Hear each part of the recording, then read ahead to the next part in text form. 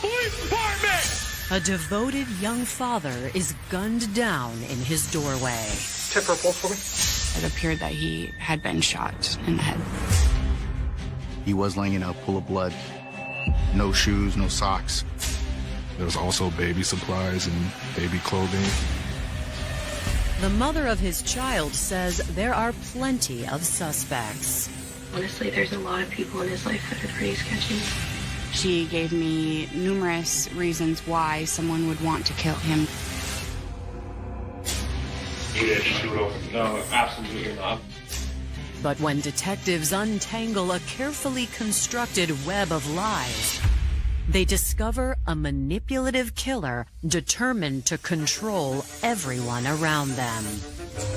In the video footage, we saw two dark silhouettes going towards the crime scene. She was like basically acting out what she would say if he was to turn up dead. She was going to do anything to remove him from her life. Now get the out of here before I break your jaw. April 22nd, 2022. It's 12:40 a.m. in the small city of Minot, North Dakota, when police receive an emergency call from a local apartment complex. 911, what is the address of the emergency? I just opened my front door and my neighbor directly across from me, he's laid out, bleeding from the head. It looks like he might have been shot or hit. Okay, but he's not moving at all? No, he is not. Okay, we have units on the way to check it out.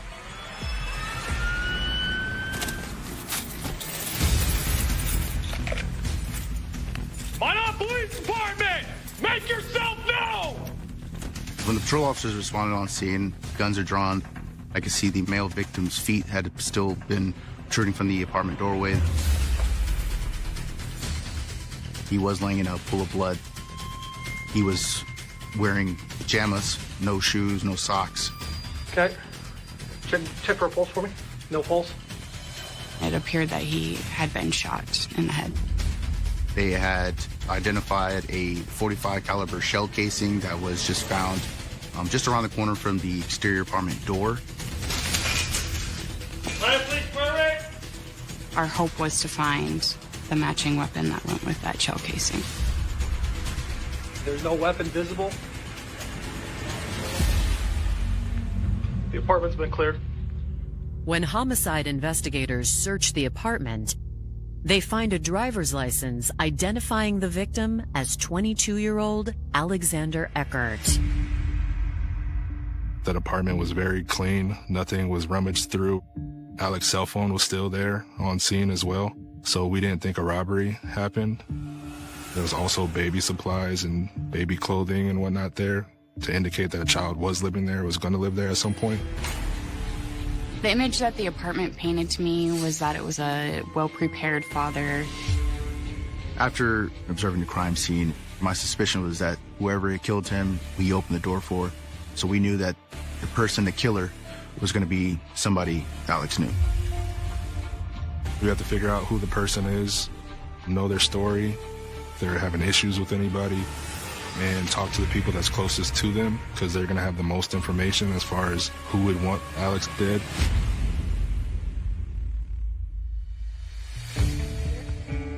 Alexander Riley Eckert was born October 25, 1999, and was raised in an affluent family in Winter Garden, Florida. Alex grew up in a very loving home. He had a younger brother. He went to a phenomenal school. He was very, very athletic, and he was so witty. He was very, very smart and quick-witted. Alex excelled in school as well as on the field. He played many sports, including baseball, lacrosse, and football. Not only was he fun and easy to be around, but he would talk about things that were good conversation. Alex was very smart.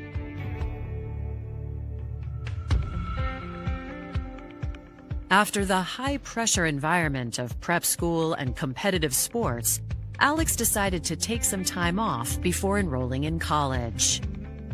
Alex had chose a career with Disney for the time being. While working at Disney World, 19-year-old Alex fell in love with a woman named Heather Hoffman. Heather was 21 and had moved to Florida from North Dakota, seeking a fresh start. You know, she was very pretty, very smart, very outgoing. Heather was in beauty pageants growing up, and shortly after the Miss Minot beauty pageant, she was diagnosed with a brain tumor, and she did have to have that surgically removed. Heather didn't talk about how the tumor made her feel a whole lot. She kind of talked about it as if it was a part of her life, but that she's gone through it and that she's over it.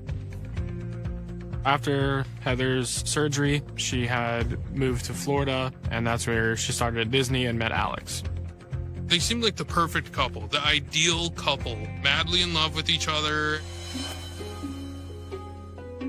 The next year, Heather decided to return to North Dakota to be with her family. She asked Alex to come with her, and he agrees. His parents were divorced, and he didn't have the best relationship with his dad, so he wanted the family.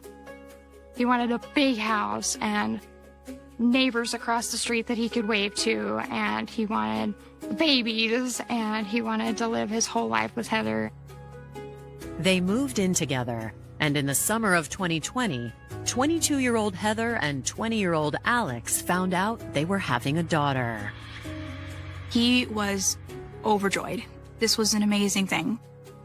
It was scary, but it was a good thing. It was a blessing. I remember feeling a little jealous, like all-American boy who's smart, athletic, handsome.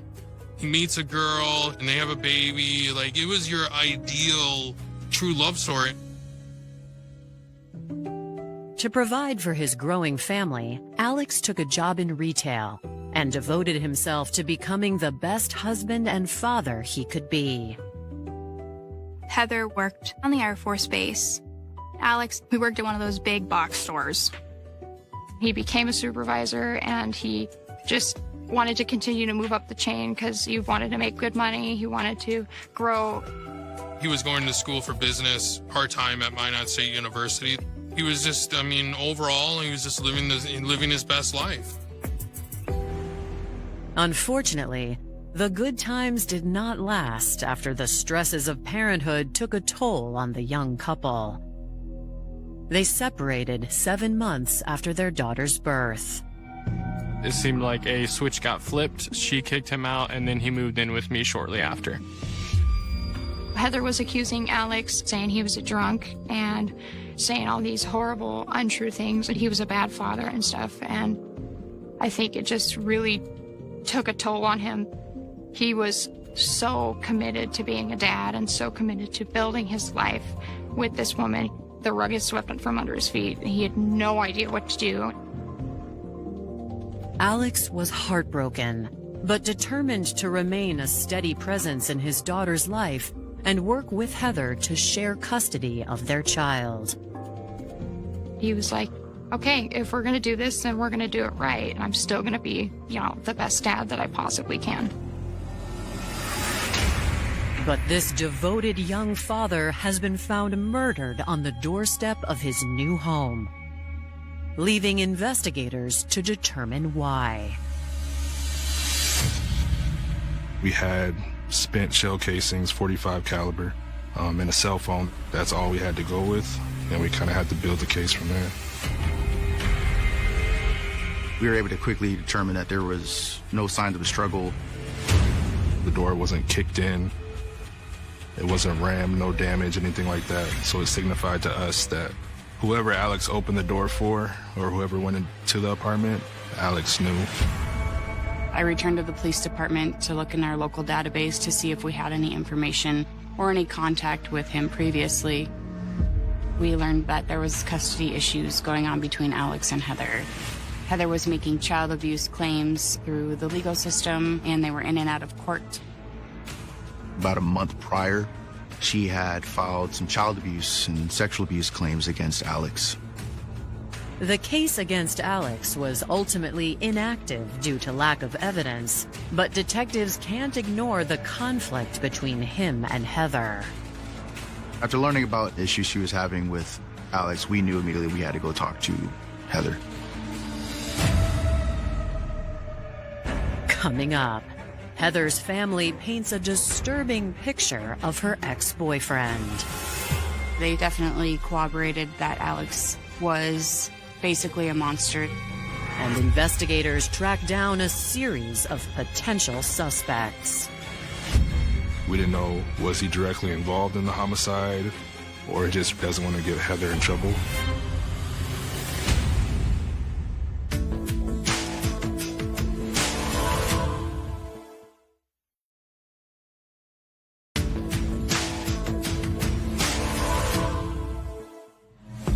Detectives in North Dakota have just learned that 22-year-old Alex Eckert was in the midst of a custody dispute with his ex-girlfriend, Heather Hoffman, making an interview with Heather top priority. Looking into our local database, we were able to determine that Heather was in fact living on Minot Air Force Base. Detective Hanks and I responded to the Air Force Base to meet with Heather. We located her at her sister's house. When we got to the residence, Heather's sister answered the door, very cooperative and inviting. I didn't immediately disclose, why we were there. I went upstairs to talk to Heather, and Hank stayed downstairs to talk to her sister and their mother. When I first started talking to Heather, she painted a picture that Alex was very abusive physically and mentally to her and their daughter. She claimed he did drugs and alcohol. When I found out that he was hurting my daughter the same way that he was hurting me, it was kind of my last straw. Sure. I left. I'm slightly terrified of him, so I try to avoid him as much as physically possible. I learned that she had custody of their daughter. He had signed paperwork when he left stating that he didn't want her at all. She also told me that she has a new boyfriend and that his name was Richie. Richie worked with me before Alex and I split. There was a red flag with that, as it had happened pretty close to the time that she broke up with Alex, and we knew that we needed to look into Richie as well. As the interview progresses, detectives reveal the purpose of their visit and watch for a reaction. So, Alex was shot tonight. Okay, and I feel like you would have some answers for us. Anything I can do to help it? Is he all right? People react to, bad news differently. Heather, she was actually still calm, simply just asked if he was okay. Although I thought it was odd that she reacted the way she did, that doesn't necessarily mean that all fingers point to her.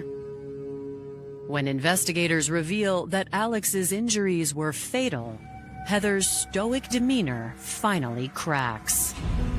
I'm not surprised, but I still didn't want it to happen this way. I'm so sorry. There's a lot of mixed emotions right now. I understand. It's a lot to take in. She said that he was the father of her child, but that they no longer communicate. She said that she had been home all night and was very forthcoming with handing me her phone to show me her Life 360 app, which showed her at that location since 5:20 that night. I had asked if she owned any firearms, and she said that she had recently gone to a gun show and looked at a gun, but that she never purchased it. Who would harm him? I don't know. Honestly, there's a lot of people in his life that are pretty sketchy. She gave me numerous reasons why someone would want to kill Alex. Even though we had no direct evidence linking her to the crime, we had a suspicion that she or someone in her circle were responsible.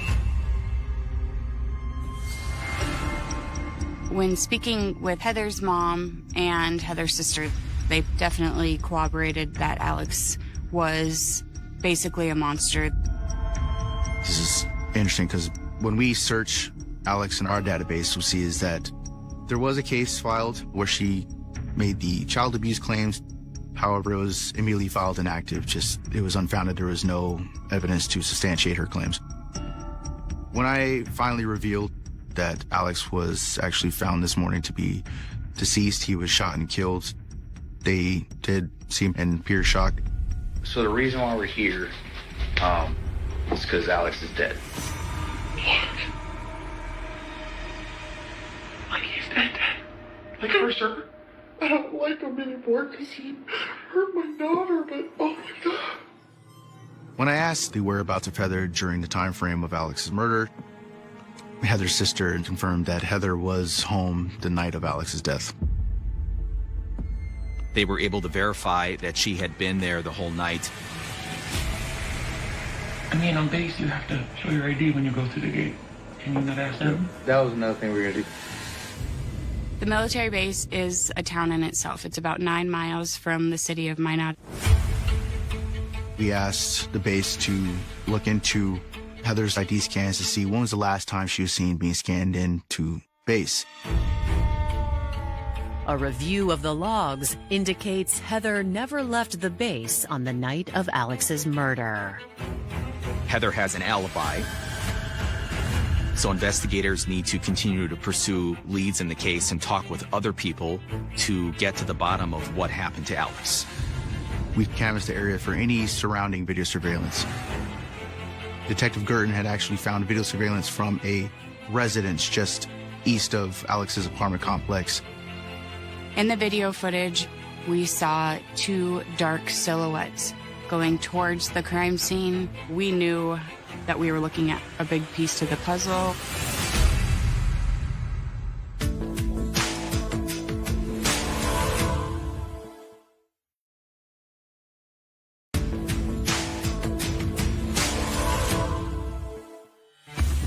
When the prime suspect in the murder of Alex Eckert is alibied, detectives focus on other leads, including surveillance pulled from nearby cameras. When I reviewed this video surveillance, about 10:18 p.m., you can see 2 shadow figures walking across northbound going towards Alex's apartment. Now, this video surveillance also had audio, so at about 10:28, you can hear what sounded to be a gunshot.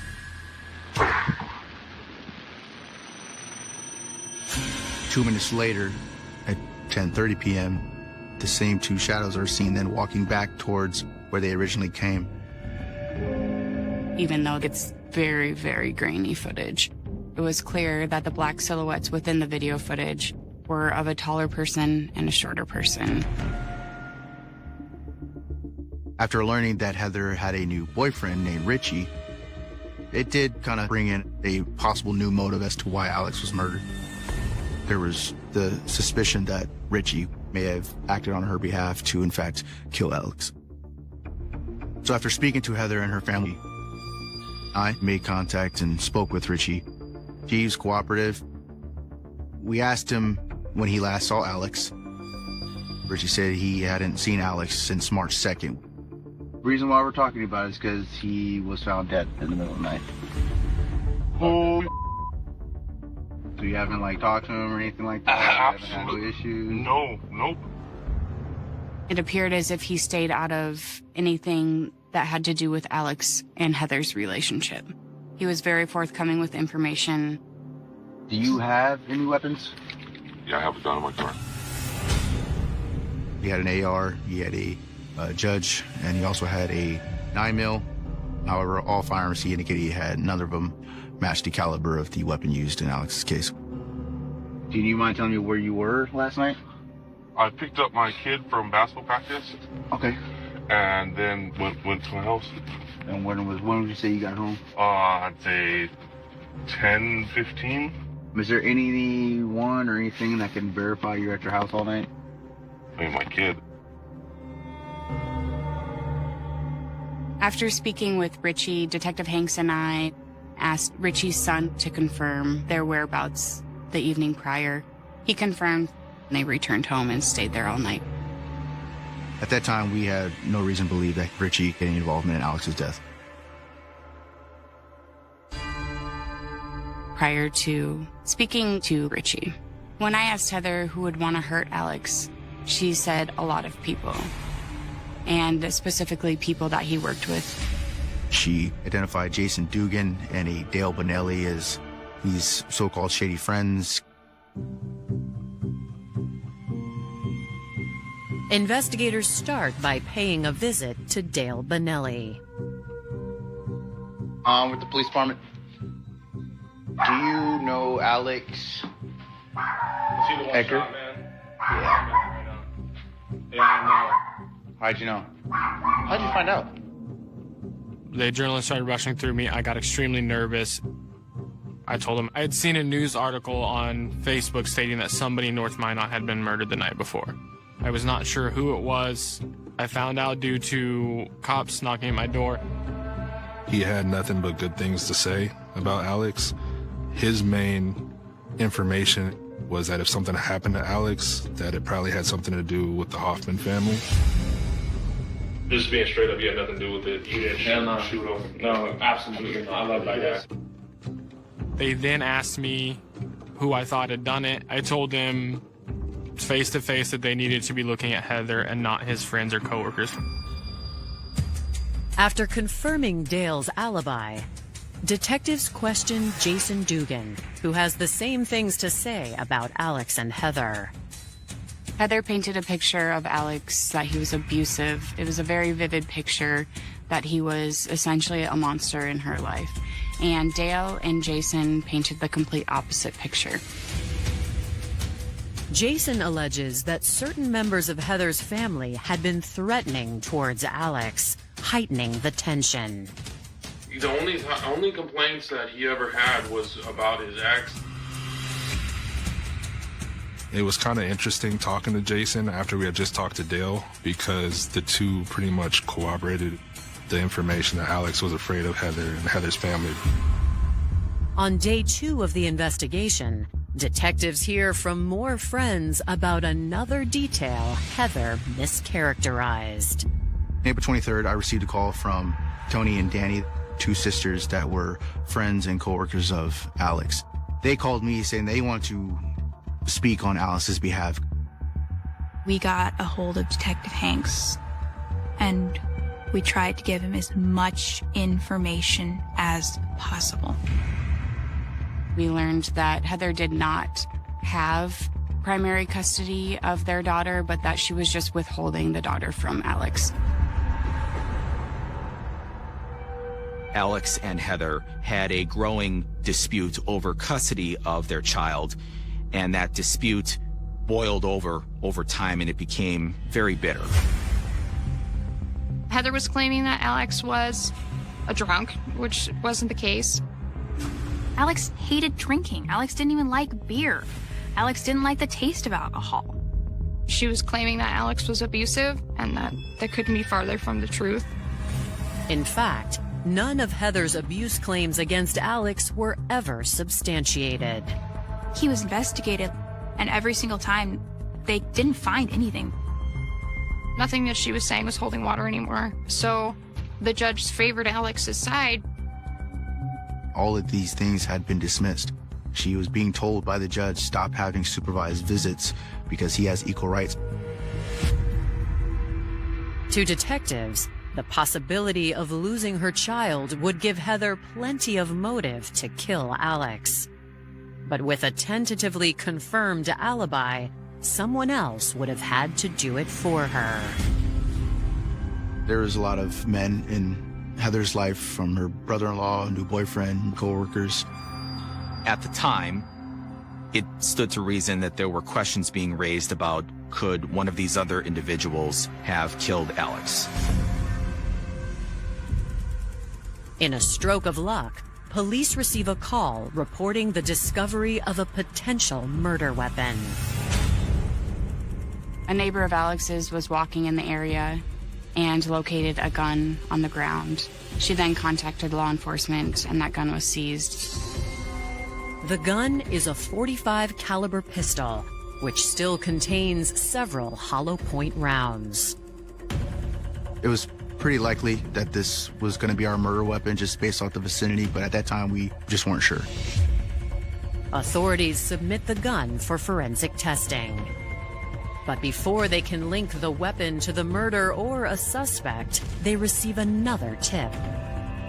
The caller indicated that there was a female named Heidi that worked at the Minot Air Force Base that might have information in regards to the homicide. Coming up, a surprising witness reveals cracks in Heather's story.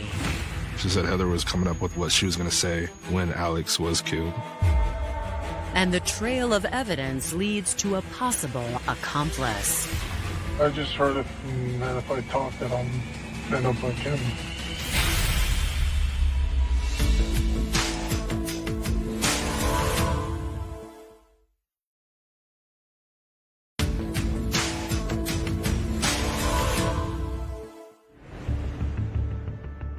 Investigators are now armed with not only a potential murder weapon, but a witness who claims to have important information on Alex Eckert's death. We tracked down this Heidi. Speaking to her, we learned that she worked in the admin office and worked side by side with Heather. When I first met Heather, she was very open and she talked about Alex very positively. She seemed to really love him, loved the father that he was being. A little bit later on, there was a shift.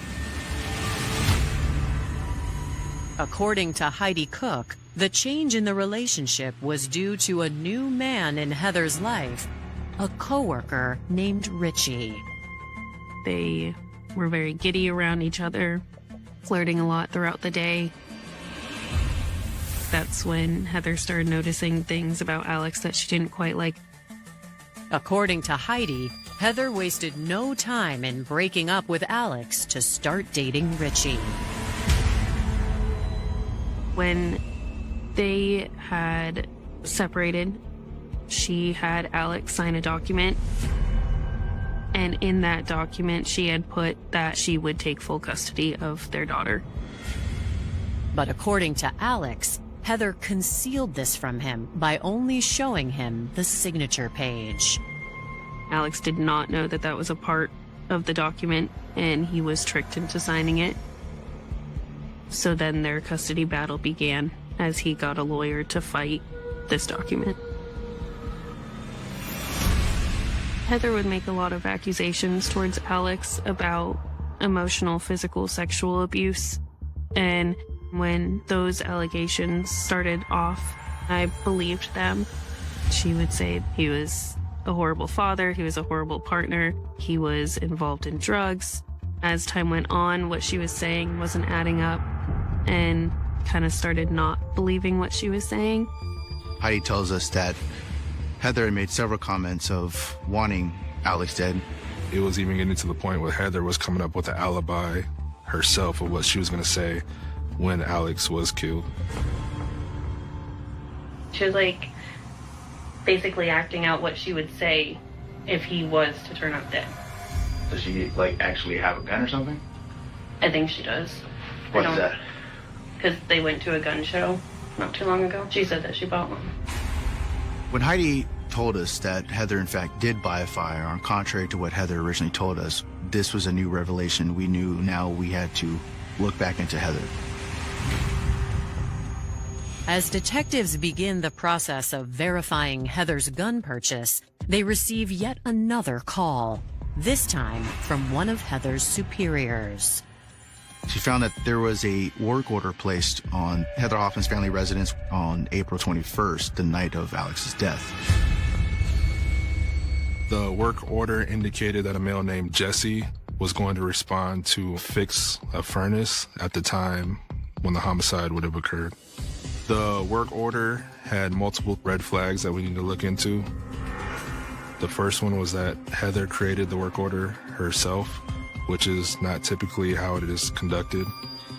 The maintenance worker that responded out to the residents to do the maintenance was named Jesse.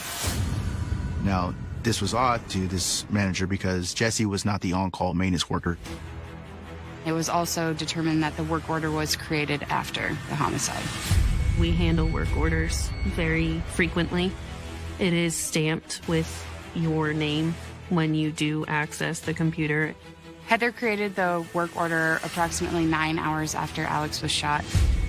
The next thing she found suspicious was that the work order showed that Jesse was there for over 2.5 hours, specifically from 9 p.m. to 11:30 p.m. on April 21st, which was around to be the time frame of when Alex was shot and killed. At this point in the investigation with the forged document, this was the first time that we actually had a solid lead to go on in regards to Heather. She created this work order herself, and she placed a male named Jesse on this work order to cover her tracks and alibi them both. With this forged work order document, Heather was trying to distance herself and Jesse from the homicide location and the time frame when the homicide occurred. After learning this information, we knew that we needed to talk to Jesse immediately.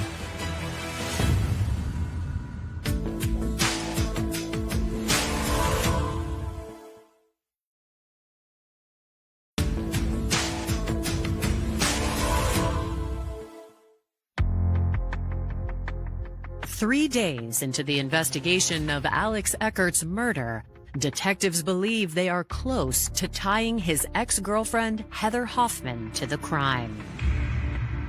And a man named Jesse may be the missing piece of the puzzle. We didn't know, was Jesse directly involved in the homicide? Did he talk to Heather and have information in regards to the homicide? Or is he just really close with Heather and doesn't want to get Heather in trouble?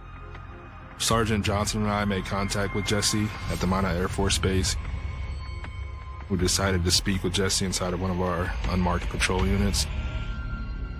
He didn't want to give a lot of information initially when we spoke with him. He seemed scared about talking with us. I don't know what kind of threats you got, but if you got threats from somebody, that's something that we didn't know. I know. I just heard that if I talk, that I'll end up like him. Who told you that? Richie? No, I'm afraid of Richie. More afraid of Heather than anything. When detectives confront Jesse with the fraudulent work order Heather placed the night of the murder, he finally cracks. Jesse ended up telling us the night of the homicide, they were hanging out, just talking. He told investigators that Heather asked him to drive her to Alex's apartment that night, and he agreed to do it. Heather pretty much says, this is my last opportunity that I'm going to be able to talk to Alex before this hearing. He was just there kind of for support for Heather, because Heather tried to relay that Alex was a bad guy and abusive. I kept asking her, I was like, we're just talking, right? And she's like, yeah, because she was, the only reason you're here is because in case he hits me. When they get to his apartment, Jesse describes that he was not in view and he was actually around the corner of Alex's apartment door. Jesse indicates that Heather begins to knock on Alex's door. Alex answers, sees Heather. When he opened the door, he said, Heather, what are you doing? We're not doing this right now. I just stood there, and she goes, does it look like I'm joking? And then that's when I heard the pop. Jesse panics, almost freezes, then describes that Heather immediately just took off running and they proceeded back to the vehicle. Jesse ends up driving Heather to the Air Force Base. Heather's still in the back seat. Jesse rolls his window down, provides his ID to the guards, doesn't mention anything to the guards about Heather being in the back seat, and proceeds to drive Heather back. So the car ride, you didn't say anything? Like, what the happened? Yeah, and she goes, that didn't go as planned. Heather makes a comment about she doesn't have to worry about Alex anymore and tells Jesse that she doesn't want to have to worry about him as well. Jesse took that as a threat, and that's why he was initially so scared to speak with us.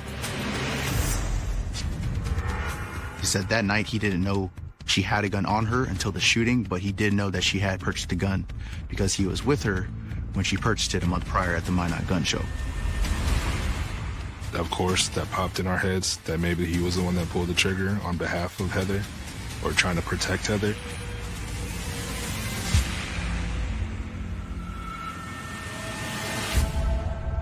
After learning from Jesse and Heidi that Heather had apparently bought this gun at a gun show here in Minot, we were able to locate and retrieve video surveillance from the gun show.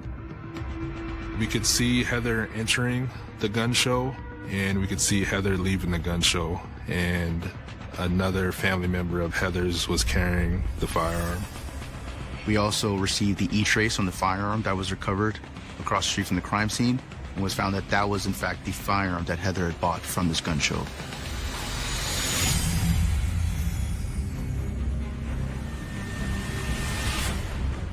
The autopsy revealed that there was an entry wound on the right nostril of Alex in an upward trajectory, which tells us the shooter is much shorter than Alex. Jesse is a tall male, 6'3", 6'4", at least, so the trajectory of the bullet didn't match the entrance into Alex's head. Heather Hoffman is 5'5", the perfect height to create the projected angle of attack. The autopsy also ties up another loose end. The bullet that was recovered from Alex was fairly still intact. I saw that it was actually a hollow point, which was similar to the ammunition that was recovered from the pistol that was recovered near the crime scene.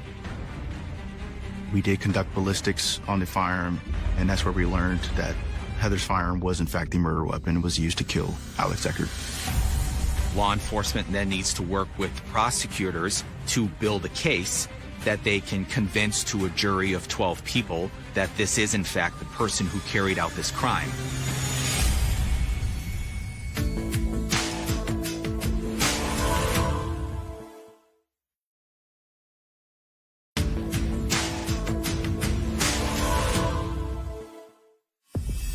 After 4 days of investigation, North Dakota police have enough evidence to charge Heather Hoffman with the murder of her ex-boyfriend, Alex Eckert. Upon making contact with Heather, her reaction was flat. It was almost as if she was waiting for us to arrest her. I knew in my gut that we had the right person. Heather's arrest comes as a shock to their friends, but in hindsight, it begins to make sense. Heather seems to be very truthful, but the more you look into it, it seems like there was plenty of lies and red flags leading up to this. Heather exaggerated a lot of things in her life, and it created a false narrative of who she was. Heather did believe her own lies. I think that she thought she was doing what was best for their daughter. I never knew that she had this evilness in her to do something like this. I don't think anyone knew that she was this way. In September 2023, Heather stands trial for murder. Though Heather denies coercing Alex into signing over his parental rights, prosecutors reveal evidence that Heather tried to intimidate Alex into giving her what she wanted. Alex recorded a conversation that he had with Heather where Heather confronts him about how they're raising their child. And they played this entire recording in court over audio, and it was admittedly difficult to sit there and listen to it. And you a month. A month. Correct. Because that is what it takes to pay for this child. You are an irresponsible parent. You didn't have to kick me out of the house. Yes, I did. You don't need to be in the house to be responsible for your child. Now get the out of here before I break your jaw. You continue to fail her. How dare you sit here and tell me you love her the amount that I do, when you can't even take care of her because you're irresponsible and selfish. Get out of here. Oh, you just smacked me. Yes, Because that child is worth more than your or my life combined. And you're failing her. When that audio became aware to us, it was clear who the real victim was in this. The prosecution argues that after threats and allegations of sexual abuse didn't work, Heather only saw one option left. Heather snapped because she knew that it was coming towards the end and Alex was going to get custody. This was her last-ditch effort to try to do something to get the child. But according to the defense, the wrong person is on trial. During the trial, the defense focused on Jesse. However, where they failed was Jesse didn't have any motive. One thing that helped with discrediting the defense's argument was the autopsy, showing that the bullet path and the trajectory was an upward angle.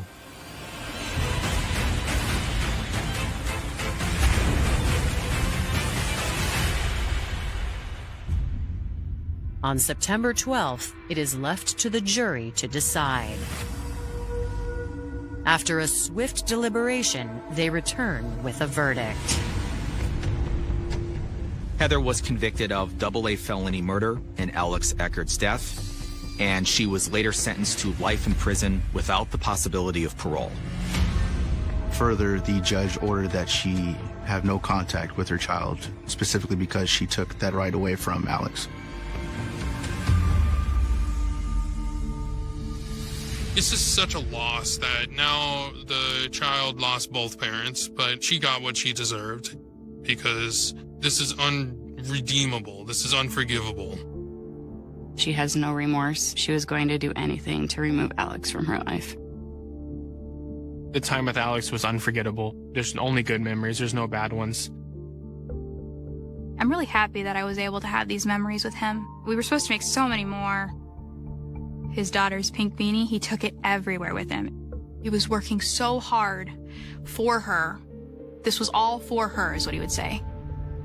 The highway cut through Blackwater Ridge like a scar across the Texas desert, endless asphalt disappearing into darkness beneath flickering utility poles and rusted billboards nobody bothered to replace anymore, and on the night Melissa Crane vanished. The wind carried dust across the empty road with such force that even longtime residents later swore the town itself felt wrong, tense, as if something terrible had already happened before anyone realized it. At 11:42 p.m., the neon sign outside the Lone Star Diner buzzed violently above the parking lot while exhausted waitresses stacked coffee cups behind the counter and truckers paid their tabs before disappearing back onto Highway 84. Melissa wiped down the final booth near the window, checked the clock twice, and told co-workers she wanted to get home before midnight because she had an early shift the next morning. It sounded ordinary, completely forgettable. That was the detail investigators would later obsess over for years. Nothing about Melissa's final moments suggested she was about to become the center of one of Texas' most haunting cold cases. She laughed at a joke from the cook, complained about the heat, rolled her eyes at a customer who flirted too aggressively near the register.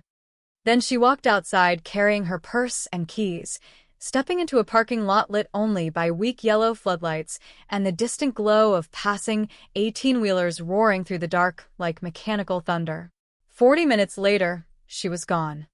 The first sign that something was terribly wrong came from Melissa's younger sister, Erin, who woke around 2 a.m. and realized Melissa had never come home. Their apartment lights were off. Her car was missing. Phone calls went unanswered.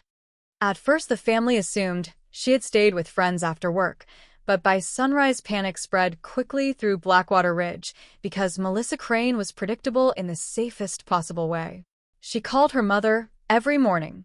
She hated driving late at night. She never disappeared without explanation. By 7:15 a.m., local deputies began retracing her route from the diner to her apartment on the eastern side of town. Then Deputy Curtis Hale spotted something near an abandoned service road branching off Highway 84. One white, high-heeled shoe, covered in dirt. lying almost perfectly upright beside the gravel shoulder. Hale would later tell reporters the position of the shoe disturbed him immediately because it looked placed, not lost, as if someone wanted it to be found. Search teams expanded through the surrounding brushland under brutal August heat while helicopters circled overhead and volunteers combed through dry creek beds praying for any sign of Melissa alive. Then came the discovery that changed the tone of the investigation instantly. Roughly 30 yards from the shoe, deputies found blood droplets scattered across patches of brittle grass leading toward tire tracks partially buried beneath drifting dust. The scene exploded into chaos. Crime tapes stretched across the roadside. News vans arrived before noon. Reporters began using words like abduction and possible serial predator before investigators even identified a suspect. Residents lined up outside grocery stores whispering theories that grew darker by the hour.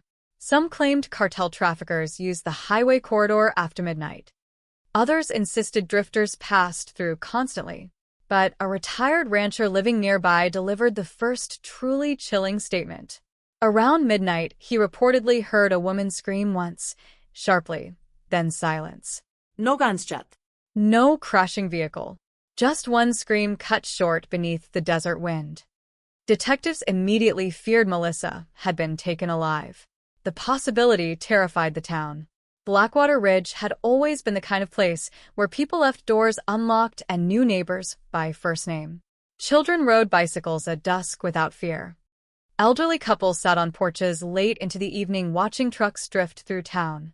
Now suddenly parents were pulling daughters indoors before sunset while local hardware stores sold out of deadbolts and shotgun ammunition within 2 days. Melissa's face flooded television broadcasts across Texas. Blonde hair. Bright smile. 23 years old. Missing under mysterious circumstances.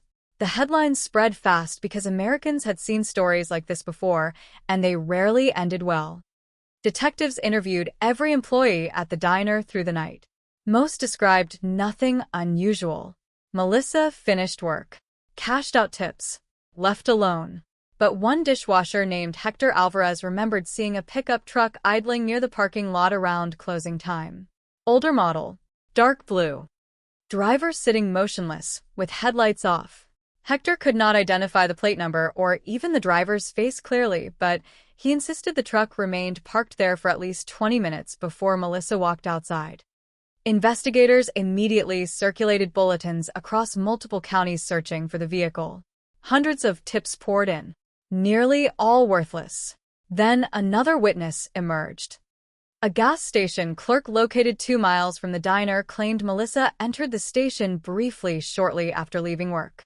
Security footage confirmed it. Grainy black and white video showed her purchasing cigarettes and a soda at 11:57 p.m. Behind her, almost hidden near the doorway, stood a thin middle-aged man wearing a baseball cap pulled low over his eyes. He appeared to watch Melissa continuously while she paid. Investigators enlarged the footage repeatedly, but the quality was horrific. No clear facial features. No definitive identification. Just a vague shape lingering in the background like a ghost already attached to the story before anyone understood its significance. The following afternoon, search dogs tracked Melissa's scent nearly 7 miles south toward an isolated oil access road before abruptly losing the trail near a patch of hardened dirt scarred by tire impressions. Detectives suspected a vehicle transfer point. Somebody had planned this carefully. Somebody familiar with the backroads surrounding Blackwater Ridge. The realization shifted the investigation from random abduction to something far more terrifying. This was likely not impulsive violence. This looked organized, controlled, predatory. At a packed press conference outside the sheriff's office, Sheriff Raymond Doyle attempted to calm public panic while cameras flashed relentlessly around him. "We are pursuing every possible lead," he said, sweat rolling down his face beneath the brutal Texas sun. "Right now our priority is bringing Melissa home safely." But even then, investigators privately feared they were already too late. On the third day, volunteers searching near Dry Creek Canyon discovered disturbed earth partially concealed beneath brush and loose rock nearly 20 miles outside town. The smell hit them first. Then one volunteer saw strands of blonde hair protruding through the dirt. By evening, the entire area became an active homicide scene illuminated by portable floodlights as forensic teams carefully uncovered Melissa Crane's body from a shallow grave no deeper than 3 feet. The brutality stunned everyone present. Detectives who had spent careers working violent crimes reportedly walked away from the scene physically sick. Melissa had been beaten severely before death. Defensive wounds covered her arms and hands, evidence of a desperate struggle investigators believed lasted several horrifying minutes. Yet despite the violence, the killer left remarkably little evidence behind. No murder weapon. No fingerprints. No witnesses. Just traces of fibers, partial tire impressions, and microscopic biological material impossible to analyze properly with 1995 forensic technology. The autopsy deepened the horror. Melissa had likely remained alive for hours after her abduction. The medical examiner refused to release full details publicly, but rumors spread rapidly through town after hospital employees leaked information to relatives. Fear transformed into rage overnight. Hundreds attended Melissa's candlelight vigil outside the courthouse, while local pastors demanded the killer be hunted like an animal. Television crews from Dallas and Houston descended upon Blackwater Ridge, describing the town as a community under siege. Detectives worked around the clock chasing leads that multiplied faster than they could verify them. Melissa's ex-boyfriend became an early suspect after investigators learned the relationship ended badly weeks before her disappearance. He admitted arguing with her recently, but insisted he spent the night fishing alone outside Fulton County. Polygraphs proved inconclusive. Then attention shifted toward traveling truck drivers who frequented the diner. One driver abruptly quit his route after hearing investigators wanted to question him, triggering national alerts before police discovered he fled due to unrelated drug warrants. Every promising lead collapsed into frustration. Yet behind closed doors, investigators quietly focused on a local resident named Daniel Hargrove, 42 years old, divorced, electrician, lived alone in a faded blue house at the western edge of Blackwater Ridge, less than 15 minutes from where Melissa's body was found. Hargrove entered the investigation almost accidentally after detectives learned he owned a dark blue pickup matching the vague description provided by the diner dishwasher. When questioned initially, Hargrove appeared calm, cooperative, almost strangely detached from the violence consuming the town around him. He claimed he spent the evening alone watching television and repairing electrical equipment in his garage. No alibi. No witnesses. Detectives searched his truck and noticed something unsettling immediately. The vehicle smelled strongly of industrial cleaner despite visible dust covering the exterior. Fibers recovered from the truck bed appeared visually similar to fibers found near Melissa's body, but forensic comparison could not establish certainty. More troubling still, investigators discovered Hargrove previously worked maintenance contracts near Dry Creek Canyon and knew the isolated backroads intimately. The circumstantial pieces began forming a terrifying picture. Still, there was nothing definitive. No blood. No fingerprints. No DNA match possible with existing technology. Just instinct. Suspicion. Fragments orbiting a man who looked painfully ordinary. Neighbors described him as quiet but polite. He attended church occasionally, helped repair fences after storms, kept mostly to himself. One elderly resident told reporters, "Daniel's the last person you'd ever imagine hurting somebody." Yet others recalled strange details once Melissa's murder dominated headlines. A waitress claimed Hargrove frequently sat alone at the diner watching female employees for long stretches without speaking. A former coworker described sudden bursts of anger over minor disagreements. Another neighbor remembered hearing power tools running late at night inside Hargrove's garage during the week Melissa disappeared. Detectives intensified surveillance quietly, terrified of tipping him off prematurely. But while investigators hunted for evidence, Blackwater Ridge itself began unraveling beneath fear and suspicion. Anonymous calls flooded the sheriff's office accusing neighbors, co-workers, strangers. Armed residents formed unofficial night patrols along rural roads. Businesses closed earlier. Women stopped traveling alone after dark. Melissa Crane's murder no longer felt like an isolated crime. It felt like the beginning of something larger, something still lurking beneath the endless Texas night waiting for another opportunity to strike. And somewhere inside that growing panic, investigators confronted the possibility that the killer might already be watching them from inside the town itself, smiling politely at cameras while hiding secrets so monstrous nobody around him could yet comprehend the nightmare quietly living next door. By the second week after Melissa Crane's murder, Blackwater Ridge no longer resembled a quiet Texas town. It looked like a community under occupation. Satellite trucks crowded the courthouse lawn. Reporters in press suits stood beneath scorching afternoon heat delivering dramatic live updates beside giant photographs of Melissa's smiling face while residents watched from behind police barricades, whispering rumors that grew darker with every passing hour. The sheriff's office hotline received more than 600 calls in 4 days. Some claimed to have seen suspicious vehicles near Highway 84. Others accused former lovers, drifters, co-workers, even family members. Fear poisoned everything. Friends stopped trusting each other. Neighbors watched movement behind curtains late at night. Mothers waited awake until daughters came home. And at the center of the storm sat one terrifying question nobody could answer. If the killer was still here, who would disappear next? Detectives worked nearly non-stop inside a cramped operations room filled with maps, photographs, coffee cups, and cigarette smoke thick enough to sting the eyes. Every inch of wall space became covered in timelines and suspect lists connected by colored markers and handwritten notes. Melissa's final known movements were reconstructed minute by minute. 11:42 p.m. leaving the diner. 11:57 p.m. purchasing cigarettes at the gas station. Shortly after midnight, silence. Somewhere in that narrow stretch of darkness, someone intercepted her with such speed and precision that investigators believed the attack had likely been planned in advance. Detective Frank Delaney, a veteran investigator transferred from Dallas to assist the case, became obsessed with the theory that Melissa had been stalked before her murder. He studied diner surveillance reports, customer receipts, witness statements, searching for recurring faces or unusual behavior. One detail continued bothering him. Several employees remembered seeing the same quiet customer visiting the diner repeatedly during the weeks before Melissa vanished. Always alone. Always sitting near the far window booth. Rarely speaking. Watching. The description matched Daniel Hargrove closely enough to make Delaney uneasy. Yet unease was not evidence. And evidence was exactly what the investigation lacked.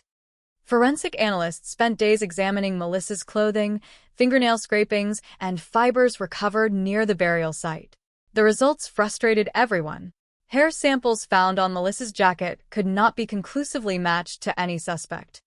Partial shoe impressions near the grave were too damaged for identification. Biological traces existed, but mid-1990s DNA technology remained painfully limited compared to modern standards. Investigators needed a direct connection strong enough to survive prosecution, and every lead seemed to dissolve before reaching that point. Meanwhile, Daniel Hargrove remained outwardly calm despite increasing police attention. Detectives interviewed him repeatedly over several days. Each session ended the same way. Polite answers. Controlled posture. Minimal emotion. He admitted visiting the Lone Star Diner frequently, but denied knowing Melissa personally beyond casual interactions. He acknowledged driving near Highway 80 for the night she vanished, but claimed he often used rural roads after work to clear his head.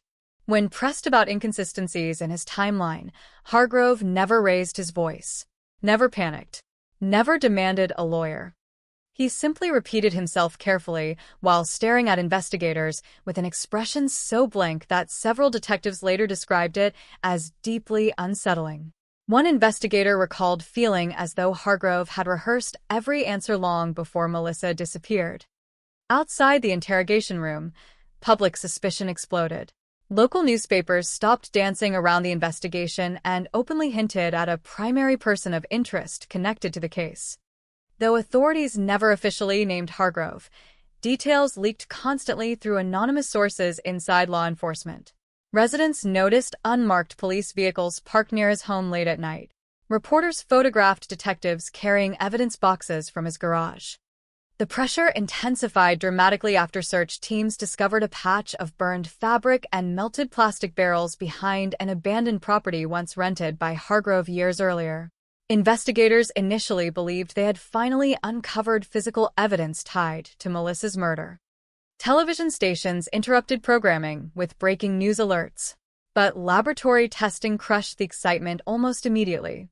The burn materials contained animal remains and industrial waste unrelated to the case.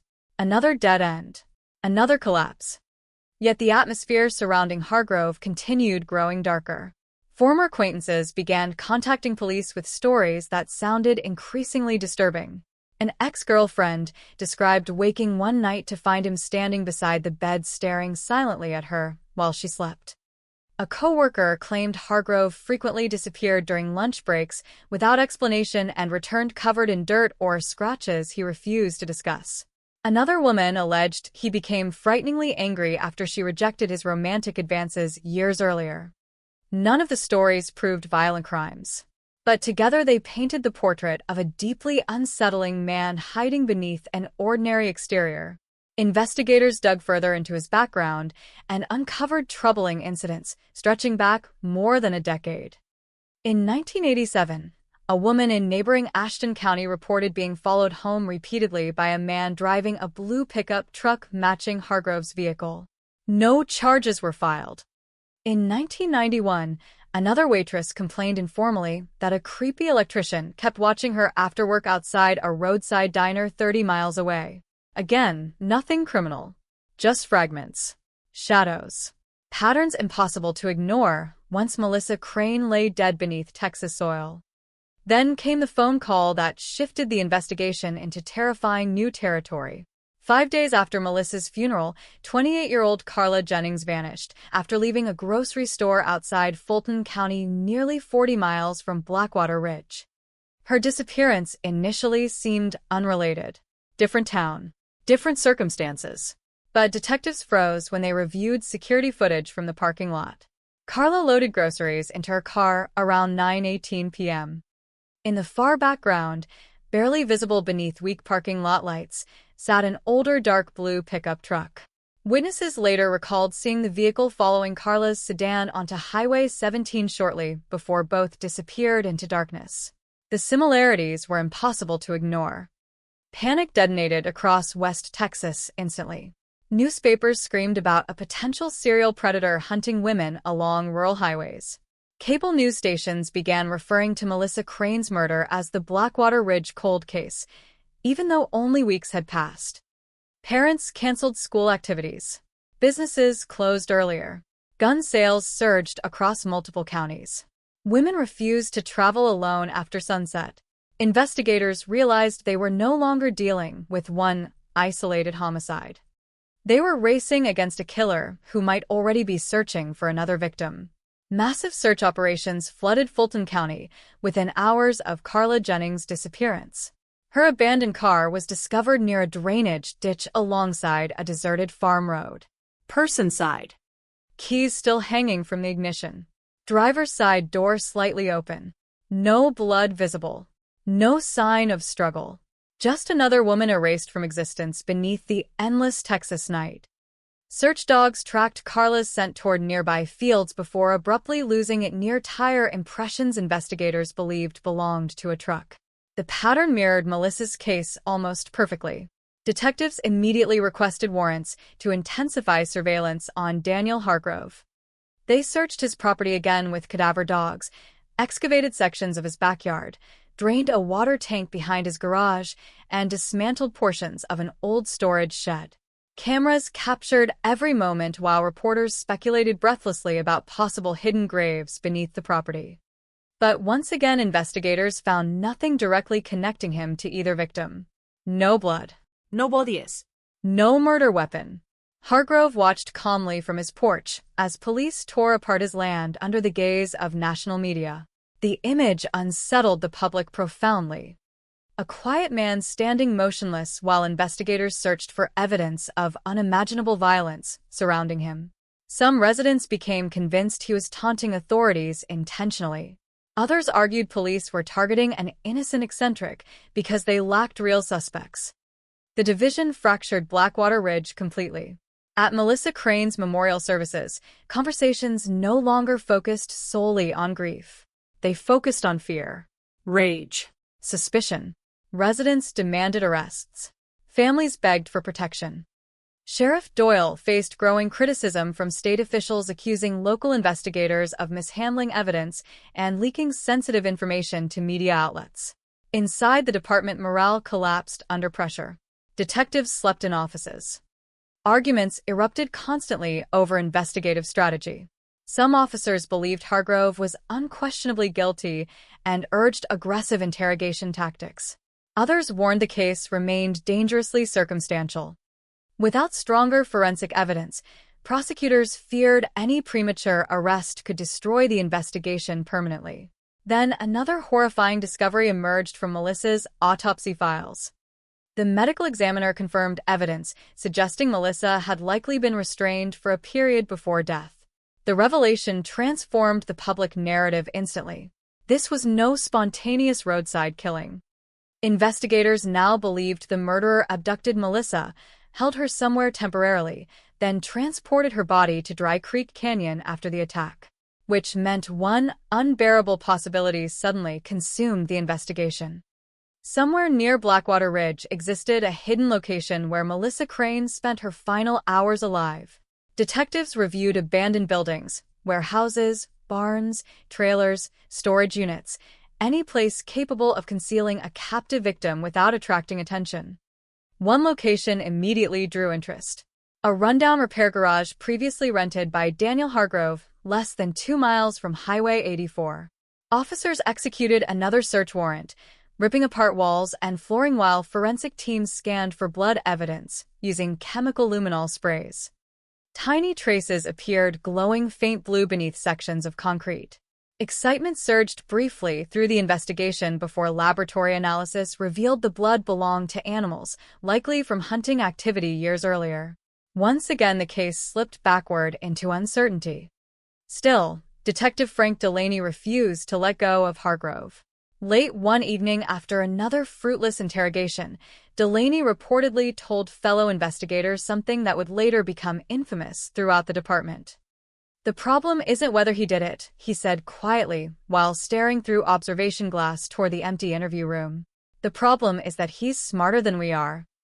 That sentence spread through the sheriff's office like poison because, deep down, many detectives feared it might be true. Every search failed. Every interview ended cleanly. Every lead dissolved before becoming proof.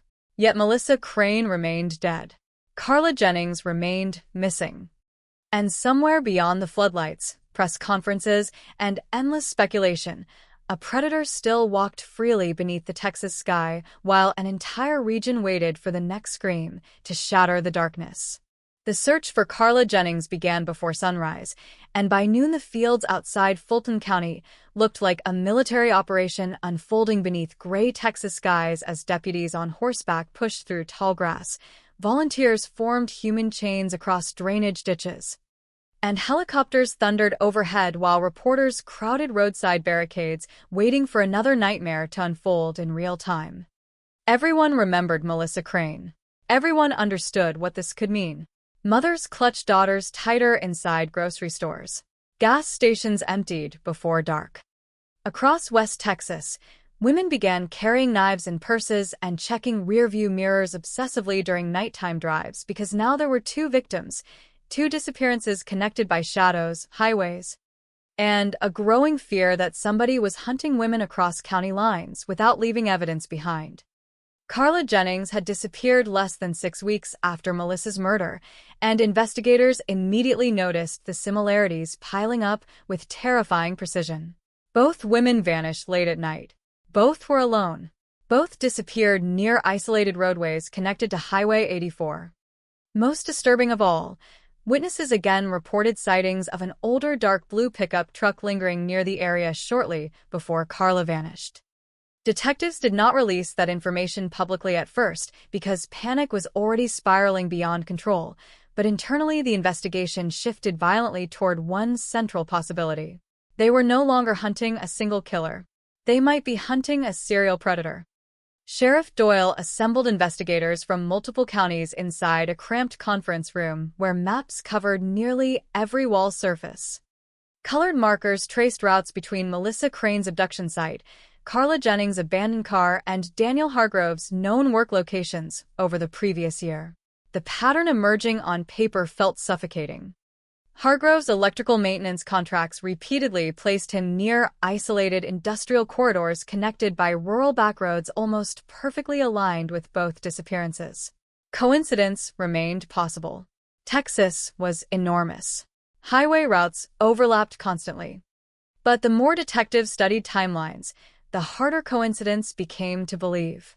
Detective Walter Simmons leaned over one map and circled 3 locations hard enough to tear the paper beneath his marker. "He knows these roads better than we do," he muttered. Nobody disagreed. Investigators intensified surveillance on Hargrove immediately.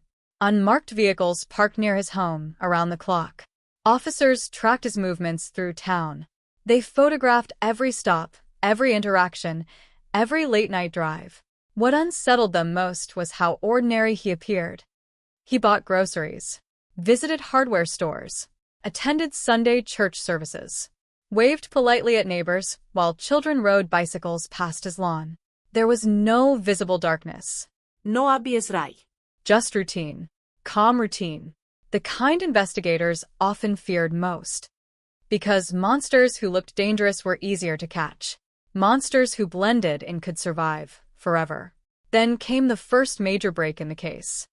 3 teenage boys exploring near an abandoned irrigation canal discovered a silver necklace partially buried beneath loose dirt roughly 9 miles from where Carla Jennings' car had been abandoned.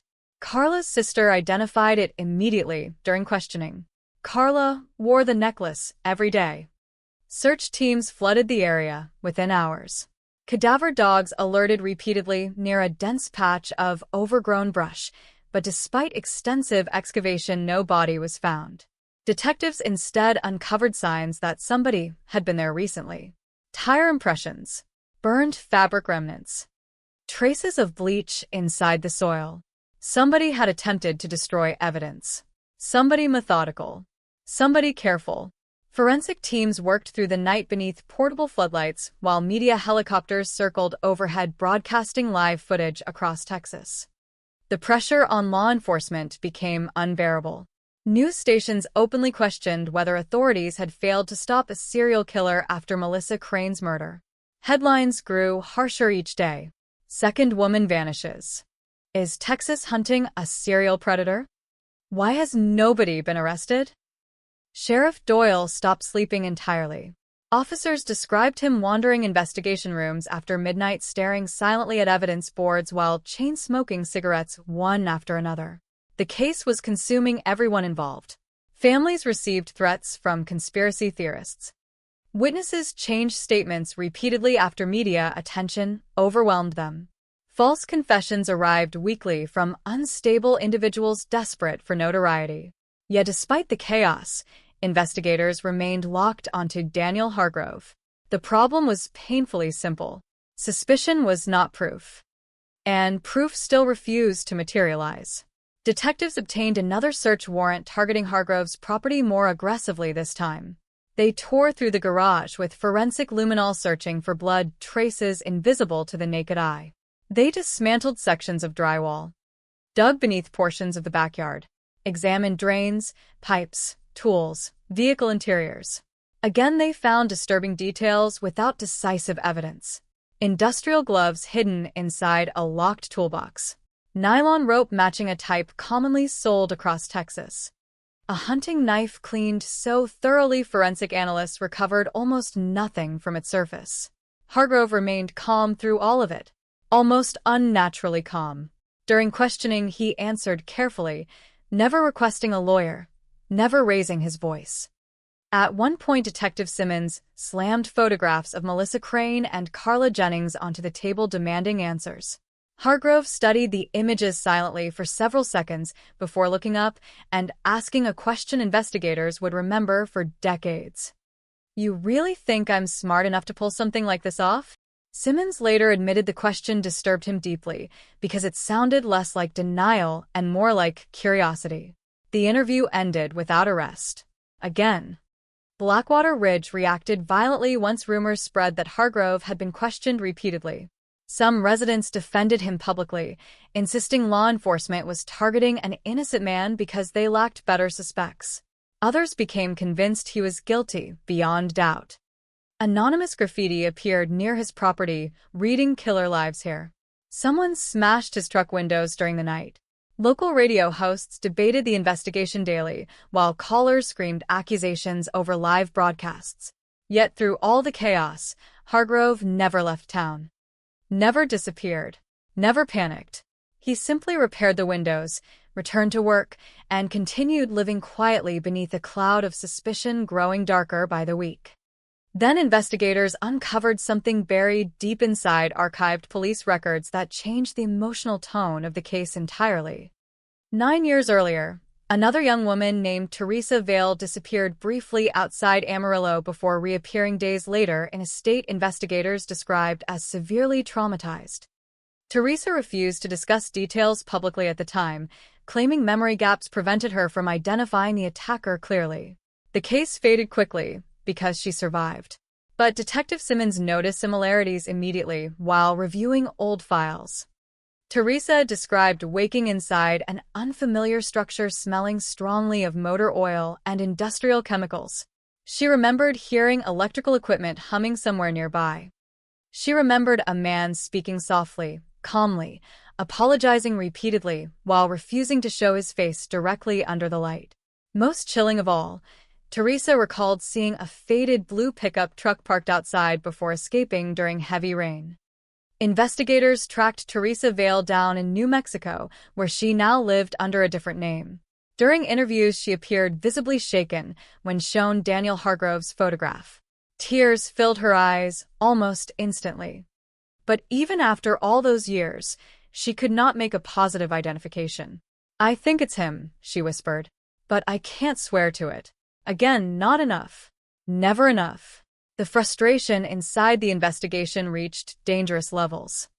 Younger detectives argued they should arrest Hargrove anyway and pressure him harder during interrogation. Prosecutors refused. Circumstantial evidence might convince the public, but it would collapse in court without physical proof. Meanwhile, Carla Jennings remained missing. Weeks turned into months. Winter winds swept across West Texas, while the investigation slowly began losing momentum beneath exhaustion, political pressure, and shrinking leads. Then another blow struck. A waitress from Odessa reported a terrifying encounter after closing her restaurant late one night. A dark blue pickup followed her vehicle for nearly 20 miles.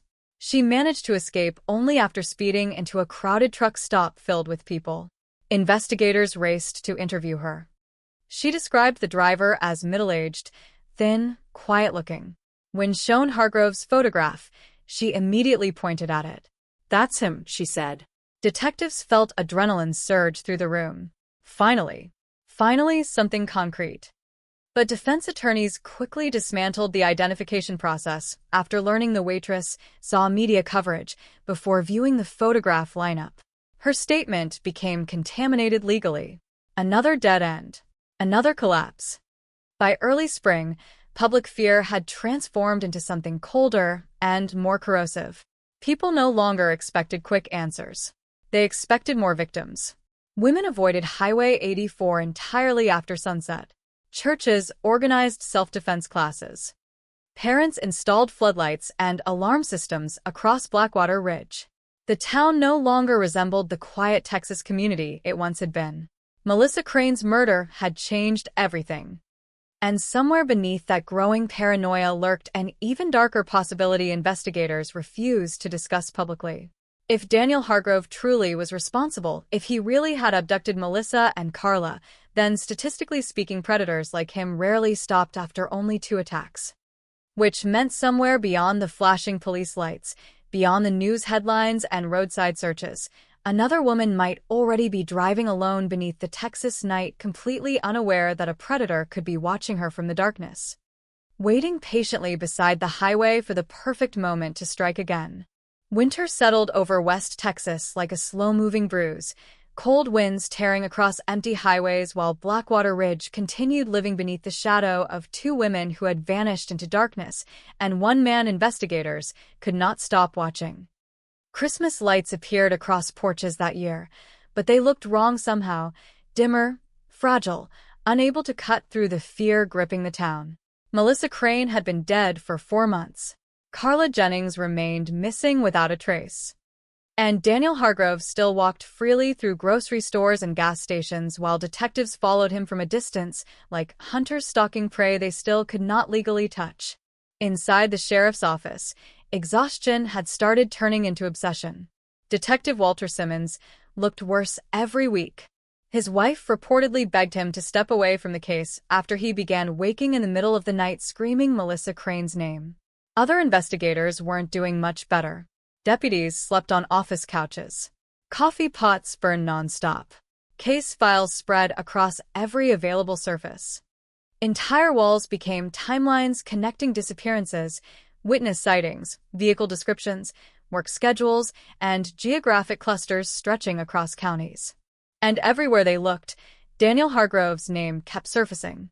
Not directly. Never cleanly. Always lingering near the edges. One investigator compared it to trying to catch smoke with bare hands. Then another possible victim emerged. Her name was Nicole Vance. 21 years old. College student. Still alive. Barely. The call came from a rural hospital outside Midland shortly after midnight in January, when emergency room doctors contacted state investigators about a severely injured young woman found wandering along an oil access road nearly 30 miles from the highway. Nicole was hypothermic, disoriented, and covered in bruises. She had no purse, no phone, no memory of how she reached the road. At first, deputies assumed drugs or assault.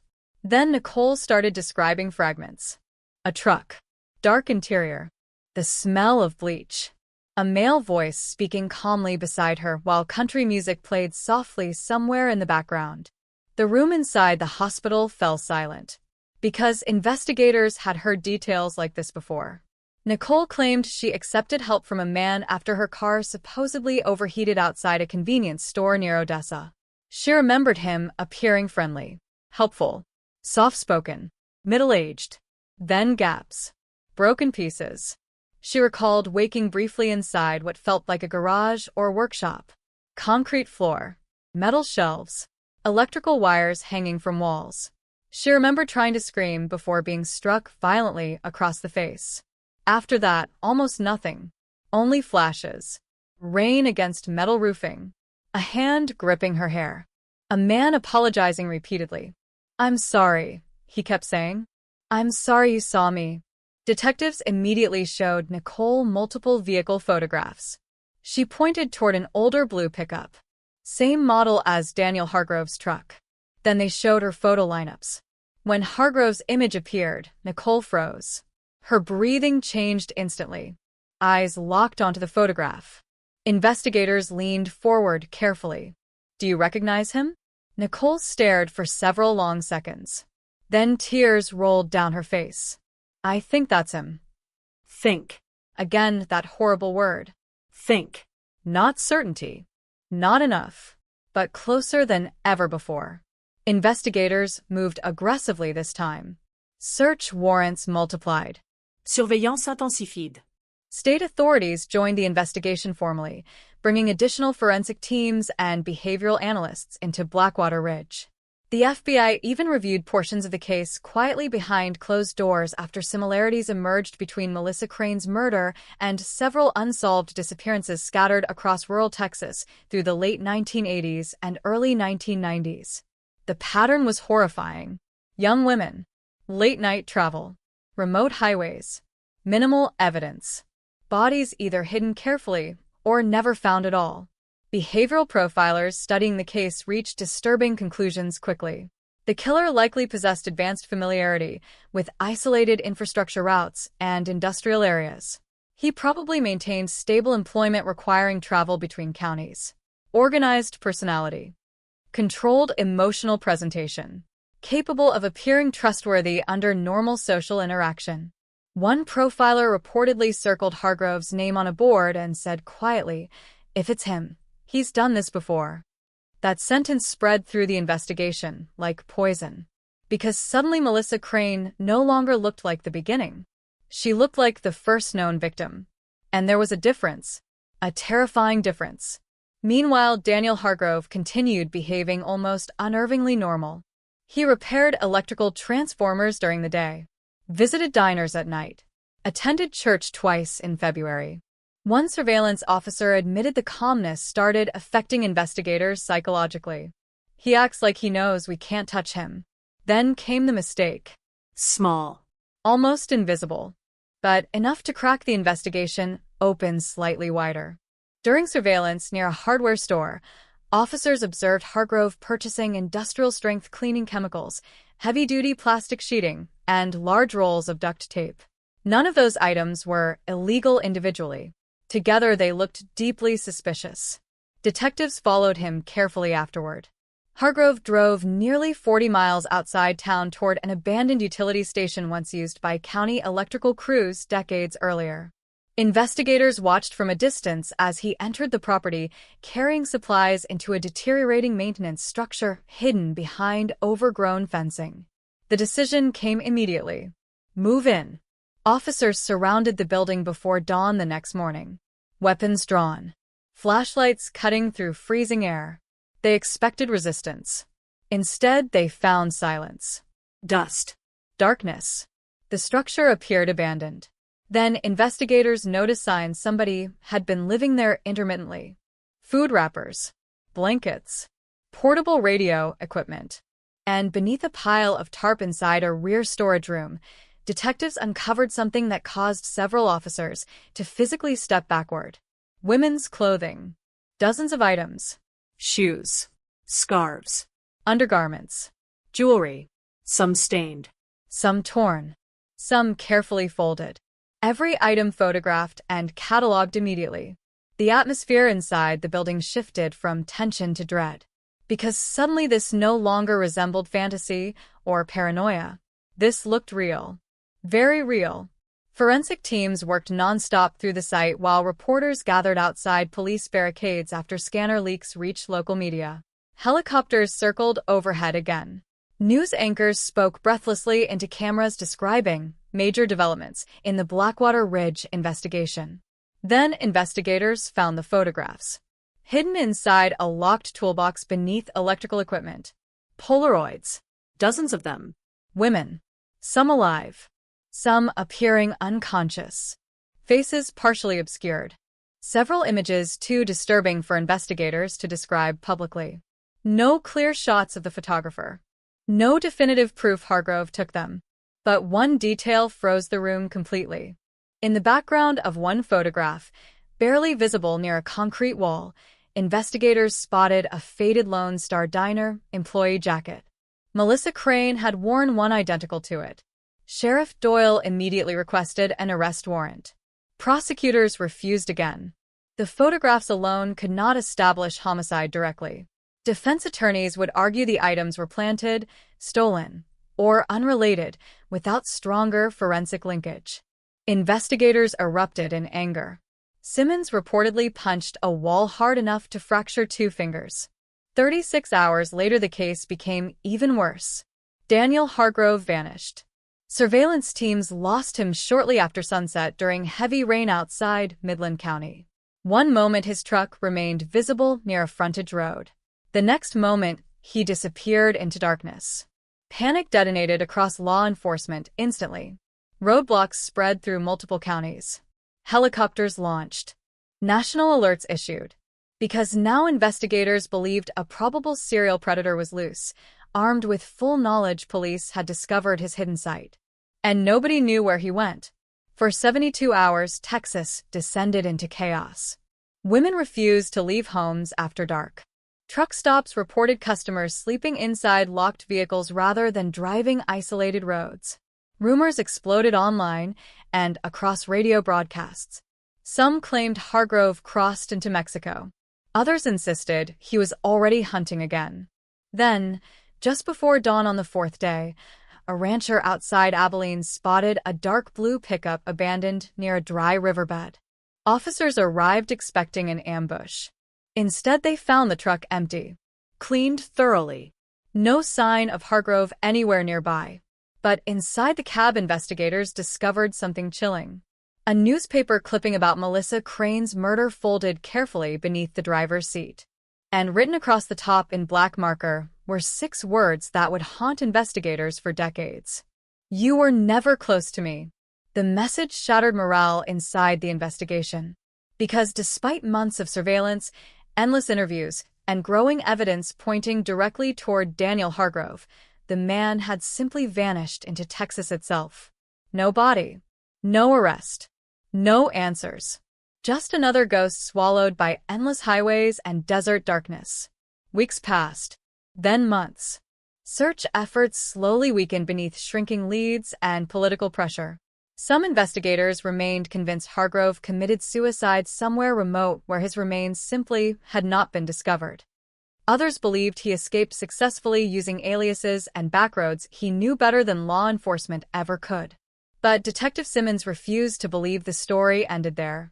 He kept staring at the photographs recovered inside the abandoned utility station. Especially one image. A blurred woman standing near a concrete wall. Because hidden near the bottom corner of the photograph, almost impossible to notice initially, investigators eventually identified another detail. A calendar hanging beside exposed wiring. The date visible on it was April 1987, 8 years before Melissa Crane disappeared. Which meant one horrifying possibility suddenly became impossible to ignore. If Daniel Hargrove truly was the predator haunting West Texas, then Melissa Crane and Carla Jennings might only represent a tiny fragment of something far older, far larger, and far more monstrous than anyone inside Blackwater Ridge had ever imagined. The disappearance of Daniel Hargrove transformed the Blackwater Ridge investigation from a murder case into something darker, stranger, and infinitely more dangerous, because now the man investigators believed could be responsible for multiple abductions had evaporated into the vast emptiness of Texas without leaving behind a body, a trail, or even the smallest indication of where he intended to go next. For weeks, the highways filled with patrol units running endless searches beneath helicopter spotlights while local news stations interrupted broadcasts with updates every few hours, repeating the same terrifying possibility again and again. A suspected serial predator was missing. Armed residents guarded neighborhoods overnight with rifles across their laps. Truck stops along interstate corridors distributed photocopies of Hargrove's face beside warnings urging women not to travel alone. Schools adjusted schedules so students no longer waited outside after sunset. Fear no longer belonged only to Blackwater Ridge. It spread county by county like wildfire across West Texas. But despite all the panic, despite the roadblocks and manhunts and national attention, Daniel Hargrove remained invisible. No credit card activity. No confirmed sightings. Nothing. It was as if the desert itself swallowed him whole. Inside the sheriff's office, the investigation fractured into competing theories. Some detectives believed Hargrove had help escaping. Others insisted he planned his disappearance for years. A few privately feared he was still nearby, watching investigators stumble through the wreckage while preparing to strike again. The tension became unbearable. Detectives snapped at each other constantly. Files disappeared from desks. Rumors spread through hallways about leaked evidence, and political interference from state officials terrified the case would expose years of investigative failures. Because the deeper investigators dug into Daniel Hargrove's history, the uglier the picture became. Detective Walter Simmons spent nearly every night re-examining the photographs recovered from the abandoned utility station. The more he studied them, the more convinced he became that investigators were staring at evidence connected to crimes stretching back decades. Several women appearing in the Polaroids remained unidentified. Some photographs contained visible landmarks investigators traced to towns scattered across Texas, Oklahoma, and eastern New Mexico. One image appeared to show a woman standing beside an abandoned motel outside Amarillo in 1989. Another contained a partial road sign matching a county route near Lubbock. None of it proved homicide directly, but the implications were horrifying. If Hargrove truly took those photographs, then Melissa Crane might never have been his first known victim. She might not even have been close. State investigators quietly reopened dozens of unsolved disappearances connected to rural highway corridors. Old evidence boxes emerged from dusty storage rooms. Retired detectives received late-night phone calls asking them to revisit cases they believed were long dead. Families of missing women suddenly found reporters outside their homes, asking whether they thought Daniel Hargrove could be responsible. The media gave him a new name almost immediately: the Highway Shadow. Television anchors repeated it constantly while grainy photographs of Hargrove flashed across screens beside maps covered in red markers and ominous music. America became obsessed. And then the first body appeared. March 14, 1996. A ranch hand-checking fence lines nearly 80 miles north of Blackwater Ridge discovered skeletal remains partially exposed after heavy rainfall eroded a shallow burial site near a dry creek bed. The remains belonged to 26-year-old Angela Rivers, a convenience store clerk who disappeared in 1991 after leaving work near Midland. Her case had gone cold within weeks due to lack of evidence. Until now. Forensic teams rushed to the site immediately. The similarities to Melissa Crane's burial location were impossible to ignore. Shallow grave. Remote terrain. Minimal evidence. The remains showed signs of severe trauma. Investigators soon uncovered fibers near the scene visually consistent with material recovered years later from Hargrove's abandoned utility station. Still circumstantial. Still frustratingly incomplete. But enough to deepen the nightmare. The discovery detonated across national media. Now authorities publicly acknowledged what many already feared. Texas might be hunting a serial killer connected to multiple cold cases spanning nearly a decade. Pressure exploded onto law enforcement. Families demanded answers. Politicians demanded arrests. News stations demanded to know how investigators allowed a suspect like Daniel Hargrove to disappear under surveillance. Sheriff Doyle looked exhausted beyond recognition during televised interviews. His hair had turned noticeably grayer in only a few months. Reporters cornered him daily with brutal questions. Did your department fail to stop a serial predator? How many women are actually dead? Do you believe Hargrove is still alive? The sheriff answered carefully every time. But privately, he was collapsing. One deputy later claimed Doyle kept a loaded revolver inside his desk afterward because he received so many death threats from furious citizens blaming law enforcement for Hargrove's escape. Then another witness surfaced. And this one terrified investigators more than any before her. Her name was Judith Mercer, 53 years old, former waitress, living quietly in Arizona under a remarried surname. She contacted investigators after recognizing Hargrove's photograph during a television segment.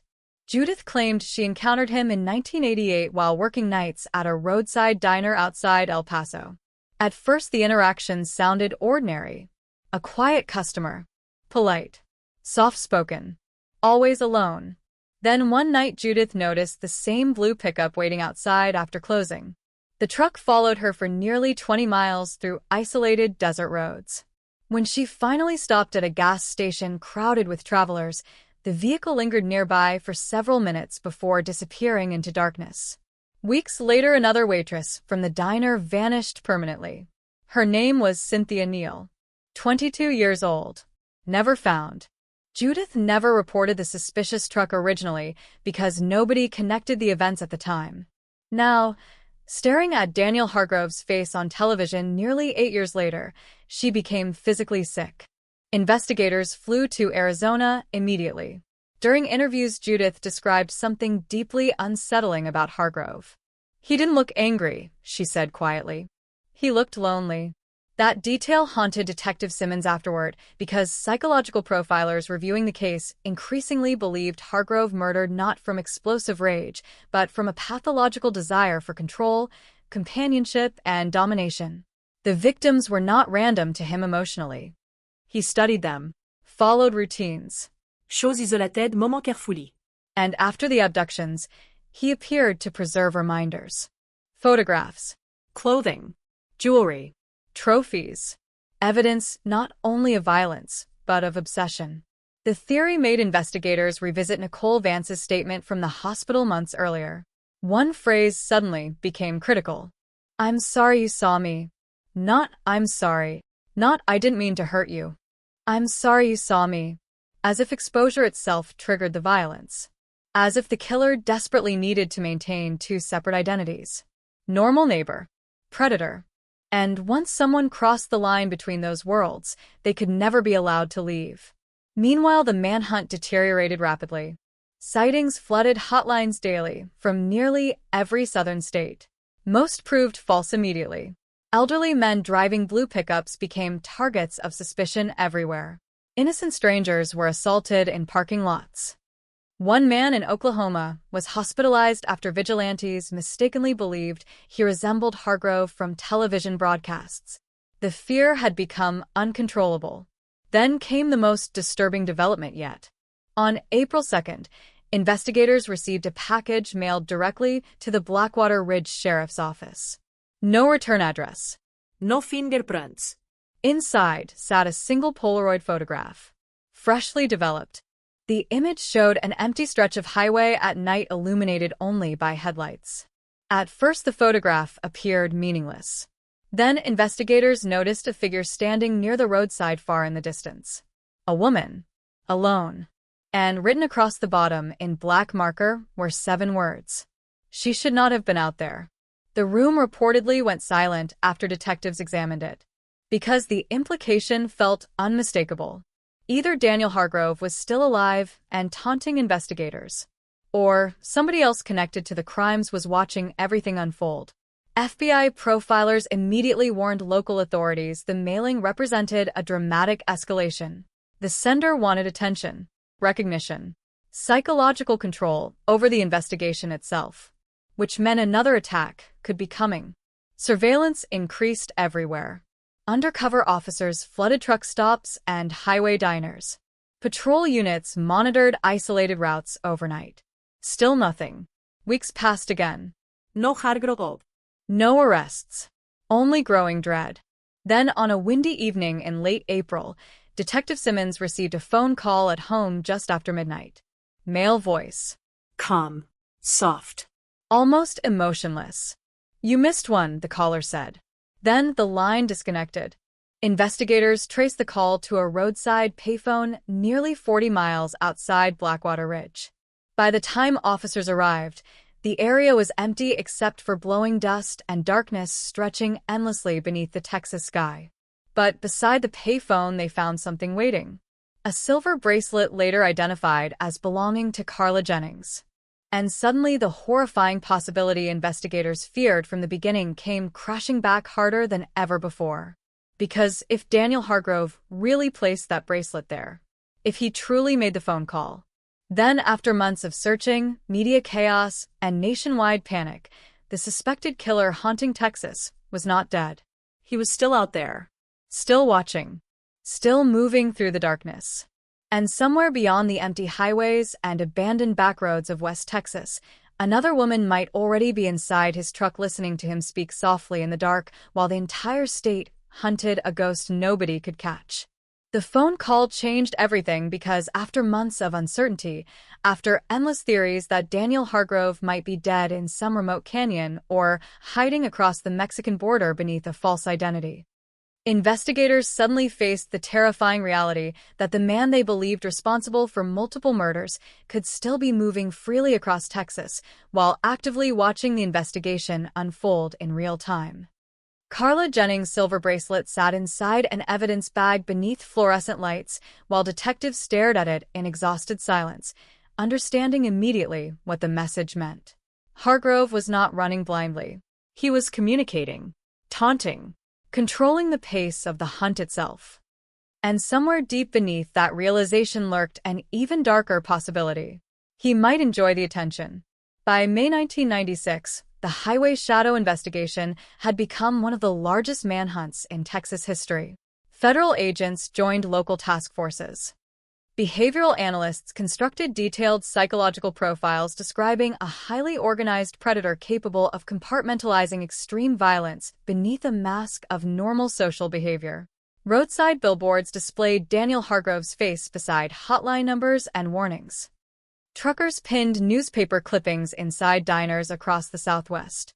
Women traveling alone carried photographs of him in glove compartments like protection charms against something evil and unseen. Still, no confirmed sightings lasted longer than minutes. Every lead dissolved. Every witness seemed uncertain. He looked like him. I think it was him. Same truck maybe. Always maybe. Always uncertainty. The investigation had become trapped inside shadows. Then another woman vanished. May 17th, Lubbock County.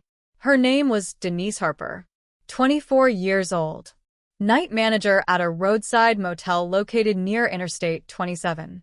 The details hit investigators like a hammer to the chest. Denise finished her shift around 1:10 a.m. Security cameras captured her locking the motel office before walking toward her vehicle beneath dim parking lot lights. The footage showed a dark pickup entering the lot moments later. Grainy, distant, impossible to identify clearly. Then Denise disappeared. Her car remained parked untouched beside the motel entrance. Purse inside. Driver's door slightly open. No screams reported. No signs of struggle. Nothing. The similarities to Melissa Crane and Carla Jennings were immediate and horrifying. Task force commanders flew to Lubbock before sunrise. Reporters arrived even faster. National media exploded overnight, with headlines describing a serial predator hunting Texas highways. Citizens demanded to know why authorities still had not captured Daniel Hargrove despite months of public manhunts and growing evidence connecting him to multiple disappearances. Inside the command center, Detective Walter Simmons looked physically ill while reviewing Denise Harper's case file. He understood what most people outside the investigation still failed to grasp. Hargrove was evolving. Melissa Crane's murder contained mistakes, witnesses, physical evidence, visible panic afterward. But now? Now the crimes looked cleaner, faster, more disciplined. The killer had adapted. Search teams flooded fields surrounding the motel while helicopters scanned dry terrain stretching for miles beyond the interstate corridor. FBI profilers warned Denise Harper might still be alive during the early hours after her abduction because organized offenders frequently maintained control over victims for extended periods before killing them. That possibility drove investigators into near-frenzied urgency. Every hour mattered. Then came another message. This time investigators found it taped beneath the windshield wiper of an unmarked police vehicle parked outside the Lubbock Command Center. Nobody saw who left it. No surveillance footage captured anything useful. The message contained only one sentence typed carefully onto white paper. You teach her to fear the dark before she stops screaming. Several officers reportedly walked out of the room after reading it. One FBI agent described the statement as psychologically theatrical, evidence of a killer increasingly addicted to emotional domination over both victims and investigators. The language disturbed profilers deeply because it suggested ritualized thinking, fantasy, rehearsal, experience, not chaos, not impulsive violence, practice. The search for Denise Harper intensified immediately. Then on the third day, search dogs alerted near an abandoned storm drainage tunnel roughly 12 miles outside Lubbock. Officers entered expecting another body. Instead, they found a mattress, empty water bottles, restraints attached to exposed pipes, and fresh cigarette ashes still warm enough to suggest recent activity. The killer had been there recently. Very recently. Forensic teams recovered fingerprints too smeared to identify and several strands of hair lacking usable root material. Yet the psychological impact of the discovery hit investigators harder than the evidence itself, because now they understood with horrifying clarity that victims were likely being held alive somewhere before disappearing permanently. The nightmare became more personal after Denise Harper's younger brother appeared on live television begging directly for her return. She's scared of thunderstorms, he said through tears. Please don't hurt her. Miljo watched. And somewhere investigators feared Daniel Hargrove might be watching too. Then came the break nobody expected. A state trooper outside Amarillo stopped a blue pickup truck for reckless driving shortly after midnight on May 24th. The driver vaguely resembled Daniel Hargrove according to the trooper's initial report. But before backup arrived, the truck accelerated suddenly, nearly striking the patrol vehicle before fleeing northbound at high speed. The pursuit lasted 11 brutal minutes across empty highway.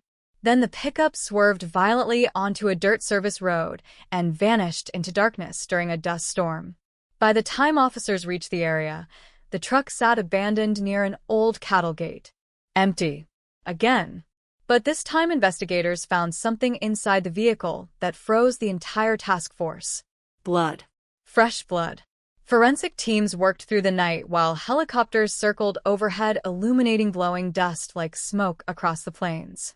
DNA technology in 1996 remained limited compared to future standards, but preliminary testing confirmed the blood belonged to a female victim. Likely recent. Possibly Denise Harper. The discovery triggered massive search operations across nearby terrain. National Guard helicopters joined local authorities, scanning abandoned barns, oil stations, and drainage systems stretching for miles beyond the highway corridor. Then, 48 hours later, Denise Harper emerged from the darkness herself. Alive. Barely conscious. A truck driver discovered her stumbling along a remote frontage road nearly 60 miles from where the abandoned pickup was recovered. She was dehydrated, injured, and severely traumatized. Doctors described her condition as critical but stable. Investigators rushed to the hospital immediately.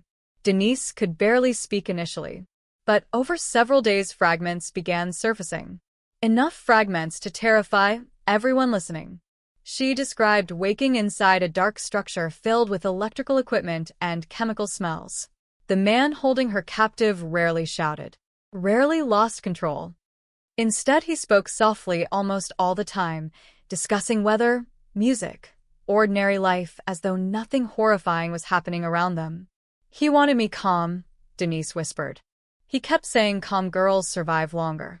The room reportedly fell silent after that sentence. Then Denise described something even worse. She had not been alone. At one point during captivity, she reportedly heard another woman crying somewhere beyond a locked metal door deeper inside the structure. Denise never saw her clearly, only muffled screams late at night. Investigators nearly exploded with urgency. If true, another victim might still be alive. Denise also described seeing her captor more clearly than previous survivors ever managed. Middle-aged. Thin build. Soft voice. Receding hairline. Nervous hands. Then detectives showed her Daniel Hargrove's photograph. Denise identified him instantly. No hesitation. No uncertainty. That's him.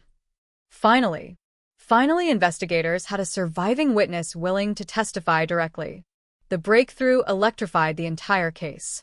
Arrest warrants multiplied immediately. Federal fugitive status activated nationwide. But celebration inside the task force lasted only hours because Denise revealed one final detail before collapsing from exhaustion. The man holding her captive said something before releasing her near the highway. Something calm. Almost conversational. He said people only see monsters in movies, Denise whispered. Then he smiled and told me he had already lived next door to people for years. The statement spread across news broadcasts nationwide within hours. Public panic surged to levels authorities could barely contain. Hotlines flooded with thousands of tips from citizens suddenly suspicious of neighbors, co-workers, ex-boyfriends, lonely men living quietly on isolated streets. And somewhere within the chaos, Detective Simmons became convinced of one horrifying truth. Daniel Hargrove was no longer simply running from investigators. He was escalating deliberately. The taunting messages, the releases, the public fear. He wanted the world watching, which meant every headline, every televised plea, every newspaper front page might not be weakening him at all. It might be feeding him. Then, late one evening while investigators reviewed Denise Harper's testimony inside the command center, an evidence clerk entered carrying a package delivered anonymously to the front desk minutes earlier. Small cardboard box. No return address. Inside sat a single cassette tape. Nothing else. No fingerprints. No note. Detectives exchanged nervous looks before placing the tape into an audio player. Static crackled through the speakers first. Then a woman's voice began screaming. And somewhere beneath those screams, almost hidden behind the noise, investigators heard a man speaking softly in the background. Laughing. The cassette tape changed the entire atmosphere inside the Blackwater Ridge Command Center because for the first time since the investigation began, investigators were not dealing with absence or speculation or fragmented witness memory, but with something direct, immediate, and horrifyingly intimate, as if the killer had reached through time itself just to remind them he was still present, still listening, still controlling the narrative from somewhere just beyond their reach. The tape recording was analyzed immediately under forensic audio enhancement, and while most of the sound remained distorted by static and mechanical interference, one detail cut through clearly enough to freeze everyone in the room. A woman's voice. Young. Panicked. Screaming intermittently, then breaking into exhausted sobs before being silenced again by what sounded like a hand covering the microphone or possibly the victim's mouth.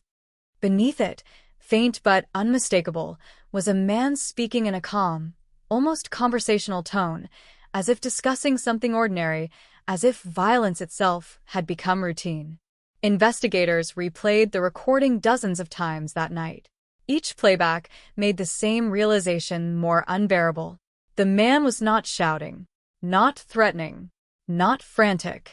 He sounded composed, controlled, even patient. At one point he could be heard saying, "You're doing better than the others," followed by a soft pause and what sounded almost like encouragement.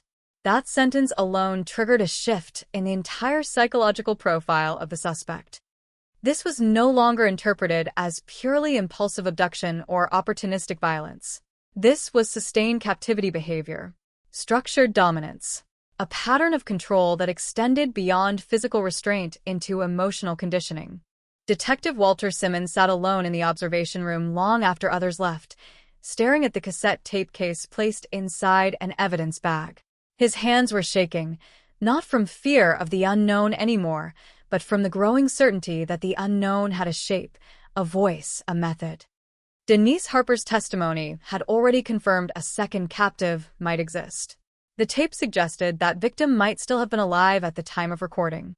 That realization transformed urgency into something sharper, almost desperate.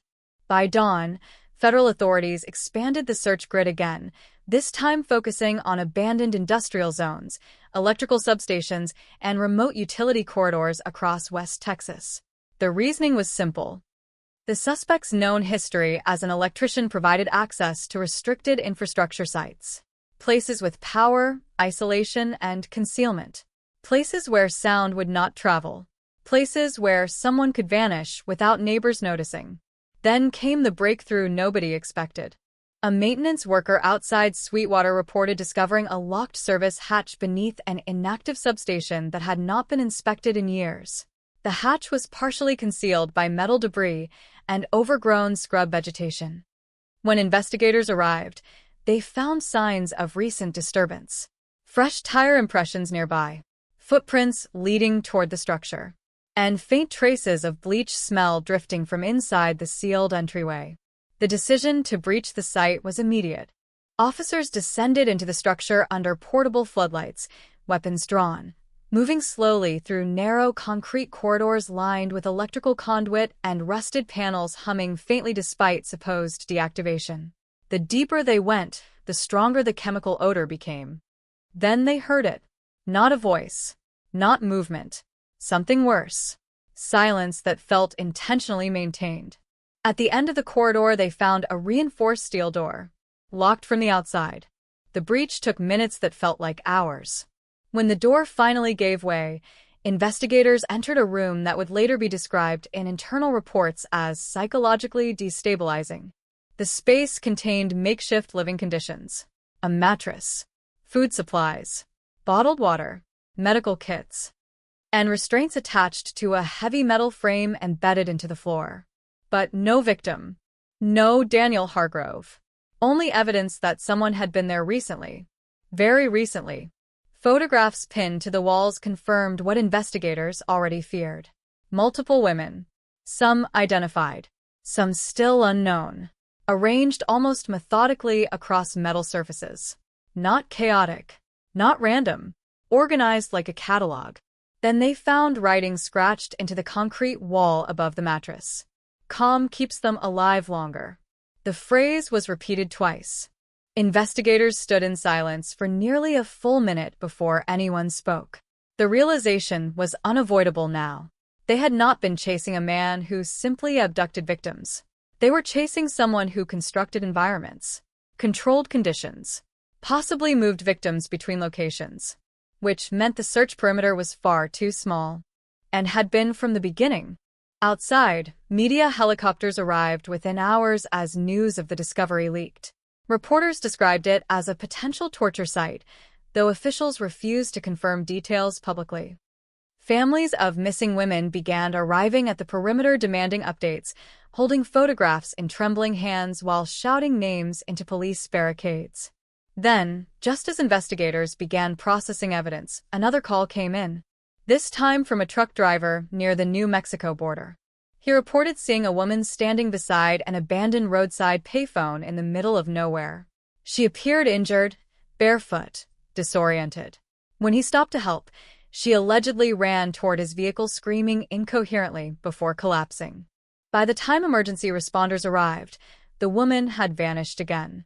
But the truck driver provided one critical detail. A dark blue pickup had been seen leaving the area less than 10 minutes earlier. Investigators immediately suspected a staged event. A release. A relocation.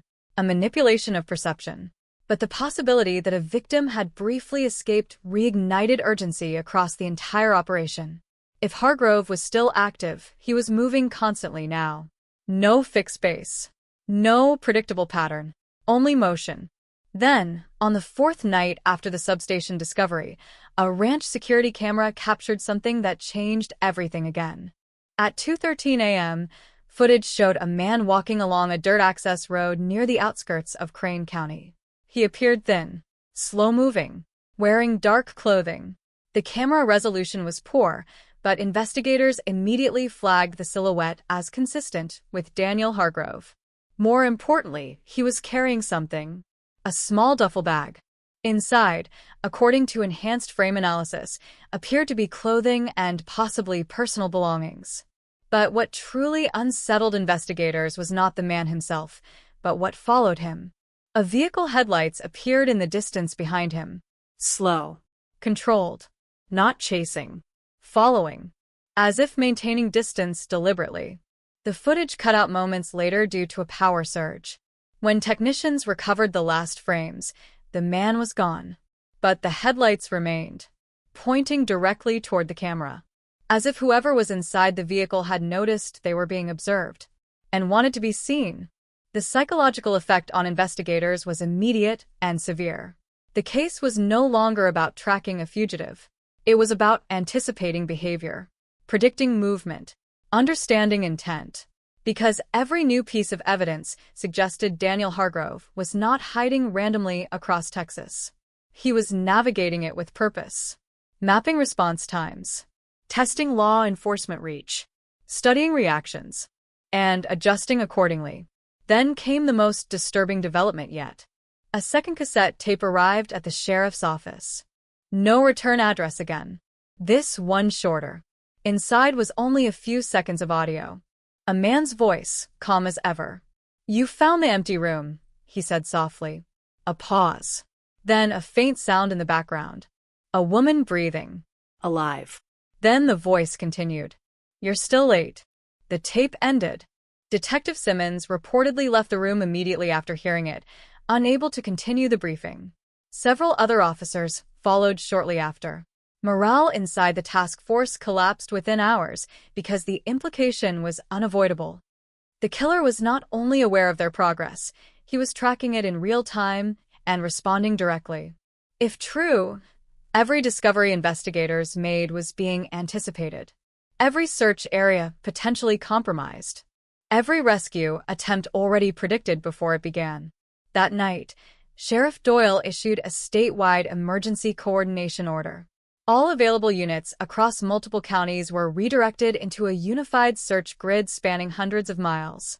The largest coordinated manhunt in Texas history was officially underway. But even as resources expanded, a quiet realization settled over investigators. They were no longer chasing uncertainty. They were following a mind that was actively playing with them. And somewhere in the vast silence between highways and abandoned roads, Daniel Hargrove was still moving, still observing, still controlling the rhythm of fear itself, while somewhere unknown a woman's breathing continued in the dark. Marking time against a clock, investigators could no longer see clearly enough to stop. The third cassette arrived without warning, left inside a plain envelope at the front desk of a rural sheriff's substation nearly 90 miles from Blackwater Ridge, and by the time it reached the main command center, every investigator already understood what it meant.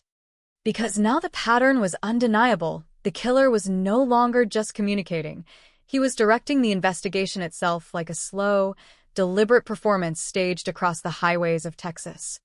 Detective Walter Simmons handled the envelope first, his hands already steady in the way exhaustion eventually replaces fear, and when he opened it, there was no note this time, only the tape and a faint chemical smell that reminded him too much of the substation discovery. They played it in silence. At first, nothing but static. Then a sound. A woman crying softly, not screaming, not panicking, but crying in a way that suggested prolonged exhaustion rather than sudden terror. After nearly 10 seconds, a man's voice entered the recording, close to the microphone, calm enough to feel almost conversational. "She's learning," the voice said. Then a pause. She stopped asking questions. The room did not move. No one spoke. Because the implication was no longer theoretical. The killer was describing behavioral conditioning, adaptation, control over time, over response, over fear itself. This was not a moment of violence captured accidentally. It was documentation, evidence of process. Simmons stopped the playback. "Where is this recorded?" he asked. No one answered immediately, because nobody knew. And that was the problem. Every previous piece of evidence had been traceable in some way: roads, sightings, locations, physical recovery sites. But this tape had none of that clarity. It was unanchored. It could have been anywhere across 1,000 miles of isolation corridors stretching through West Texas and beyond. Then a forensic technician spoke quietly. "There's something else." He rewound the tape slightly, adjusted audio levels, and played a faint background hum. Electrical interference. Low-frequency vibration. Then something sharper. A rhythmic, metallic pulse. Like machinery operating underground. The sound matched recordings previously collected from inactive electrical substations. The same kind of infrastructure sites investigators had already associated with Hargrove. A silence fell again, heavier this time. Because if that sound was real, then the recording had not been made in a random location. It had been made in a controlled industrial environment. Possibly underground. Possibly mobile. Possibly one of many. Which meant the substation discovery may not have been a breakthrough. It may have been a fragment. A single piece of a much larger system. By morning, investigators restructured the entire operation again. Instead of searching for Hargrove as a moving individual, analysts began mapping infrastructure connectivity, electrical grids, abandoned maintenance corridors, decommissioned substations across 3 states. The pattern that emerged was unsettling. There were dozens of possible locations matching the acoustic signature from the tape. Too many. Far too many. And all of them isolated enough to hide someone for weeks without detection. Meanwhile, public pressure reached its peak. The story had become national obsession. News programs ran continuous segments analyzing every detail of the case, from Melissa Crane's disappearance to the recovered photographs and cassette tapes. Talk shows debated whether law enforcement had underestimated the suspect from the beginning. Some experts argued he had superior knowledge of rural infrastructure systems, allowing him to evade capture indefinitely. Others insisted the evidence pointed toward a broader network of assistance. But inside the investigation, One theory began to take hold quietly. What if Daniel Hargrove was not simply hiding?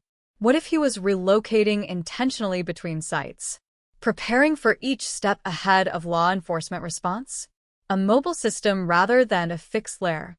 That idea reframed everything, because it meant every search conducted so far had been reactive, not predictive. And the killer had always been one step ahead. Then came the first credible sighting in weeks. A night patrol unit near Pecos County reported a dark blue pickup traveling without headlights along a service road parallel to an abandoned pipeline corridor. Officers attempted to pursue, but the vehicle disappeared into a dust storm within minutes. When they reached the location, only tire tracks remained, leading toward an old maintenance bridge crossing a dry riverbed. Search teams arrived immediately. The area was scanned thoroughly. And this time they found something different. A campsite. Recent. Very recent. Ash still warm. Footprints partially preserved in the sand. And a discarded piece of cloth matching fibers recovered from earlier evidence sites. But no vehicle. No suspect. No victim. Just presence. The feeling that someone had been there moments before investigators arrived.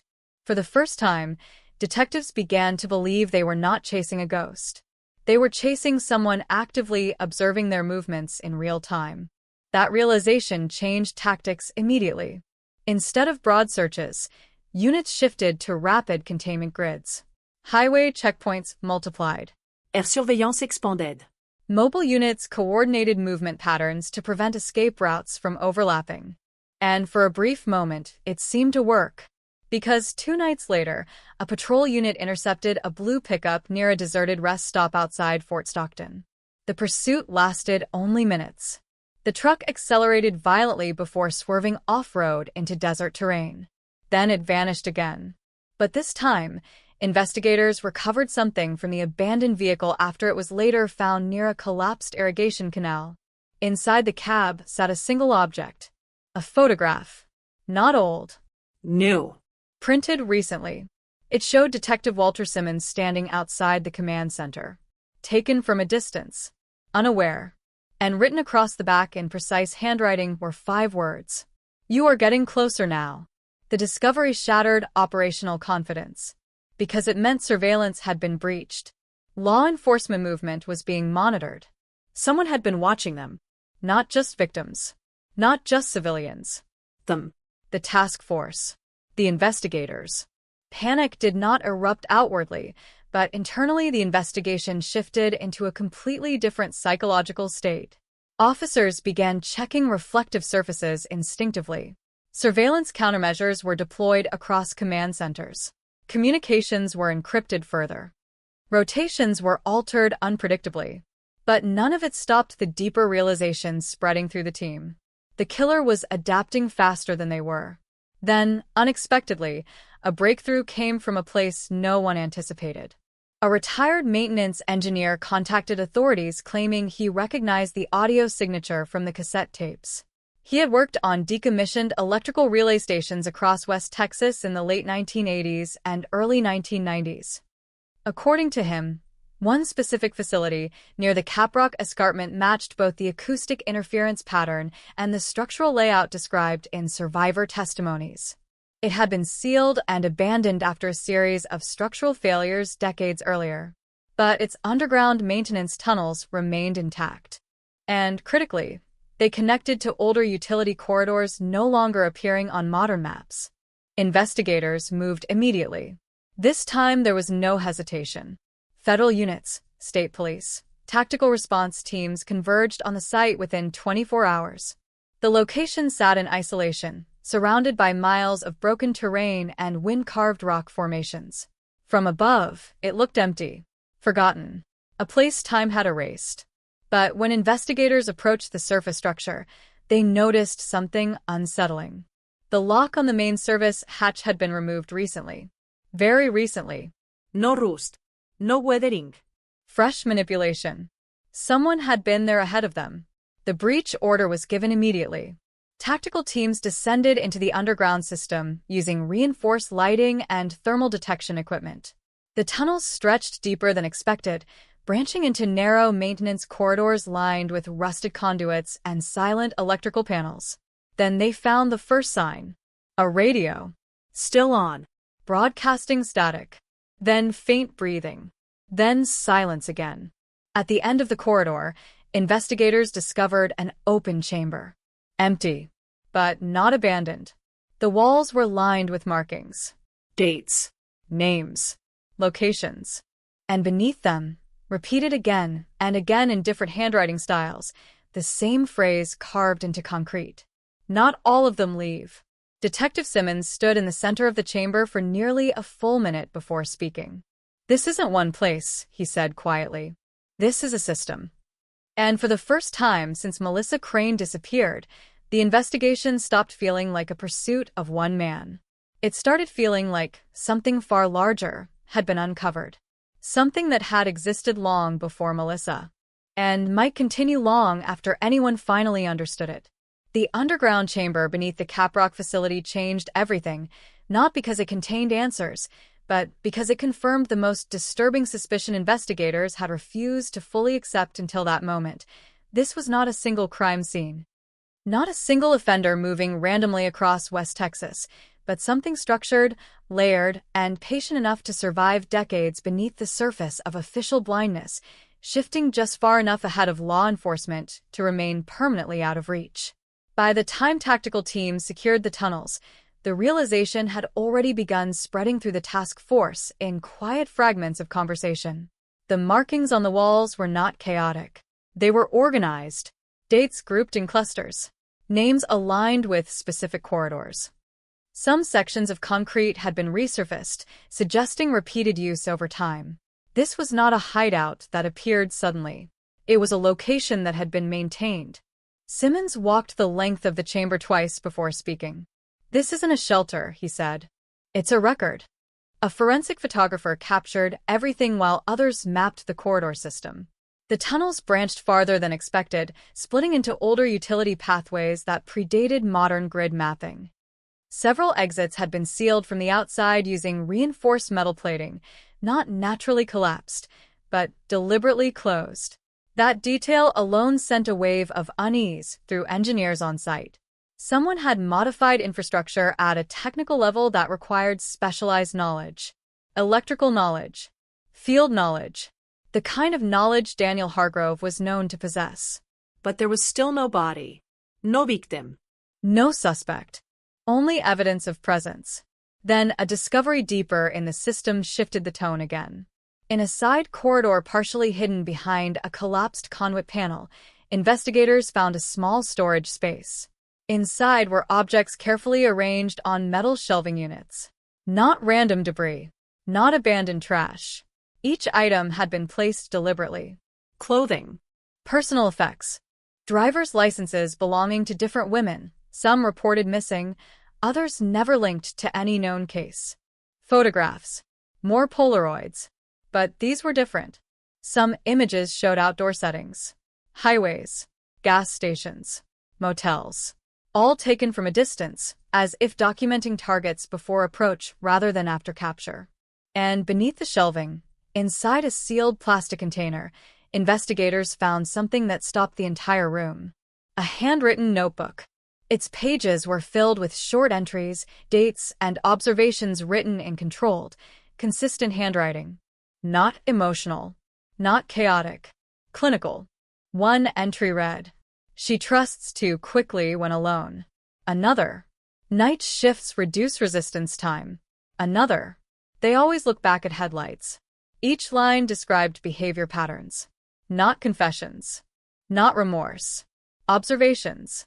Simmons closed the notebook slowly after reading only a few pages. "This is planning," he said quietly. "This is repetition." By morning, federal analysts confirmed what field investigators were beginning to accept emotionally even before official reports caught up. The Caprock site was not an endpoint. It was a node, one of potentially several. The tunnel system likely connected to older utility corridors extending across county lines, possibly even state lines, forming a network of abandoned infrastructure that could be used for movement, concealment, and control. which meant one terrifying possibility could no longer be ignored. Daniel Hargrove did not need to stay in one place. He could move beneath the surface of Texas without detection.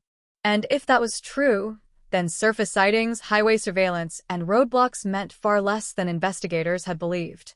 The ground itself was not enough to contain him. That afternoon, a second team reviewing recovered materials made another critical discovery. A partial map drawn by hand inside the notebook.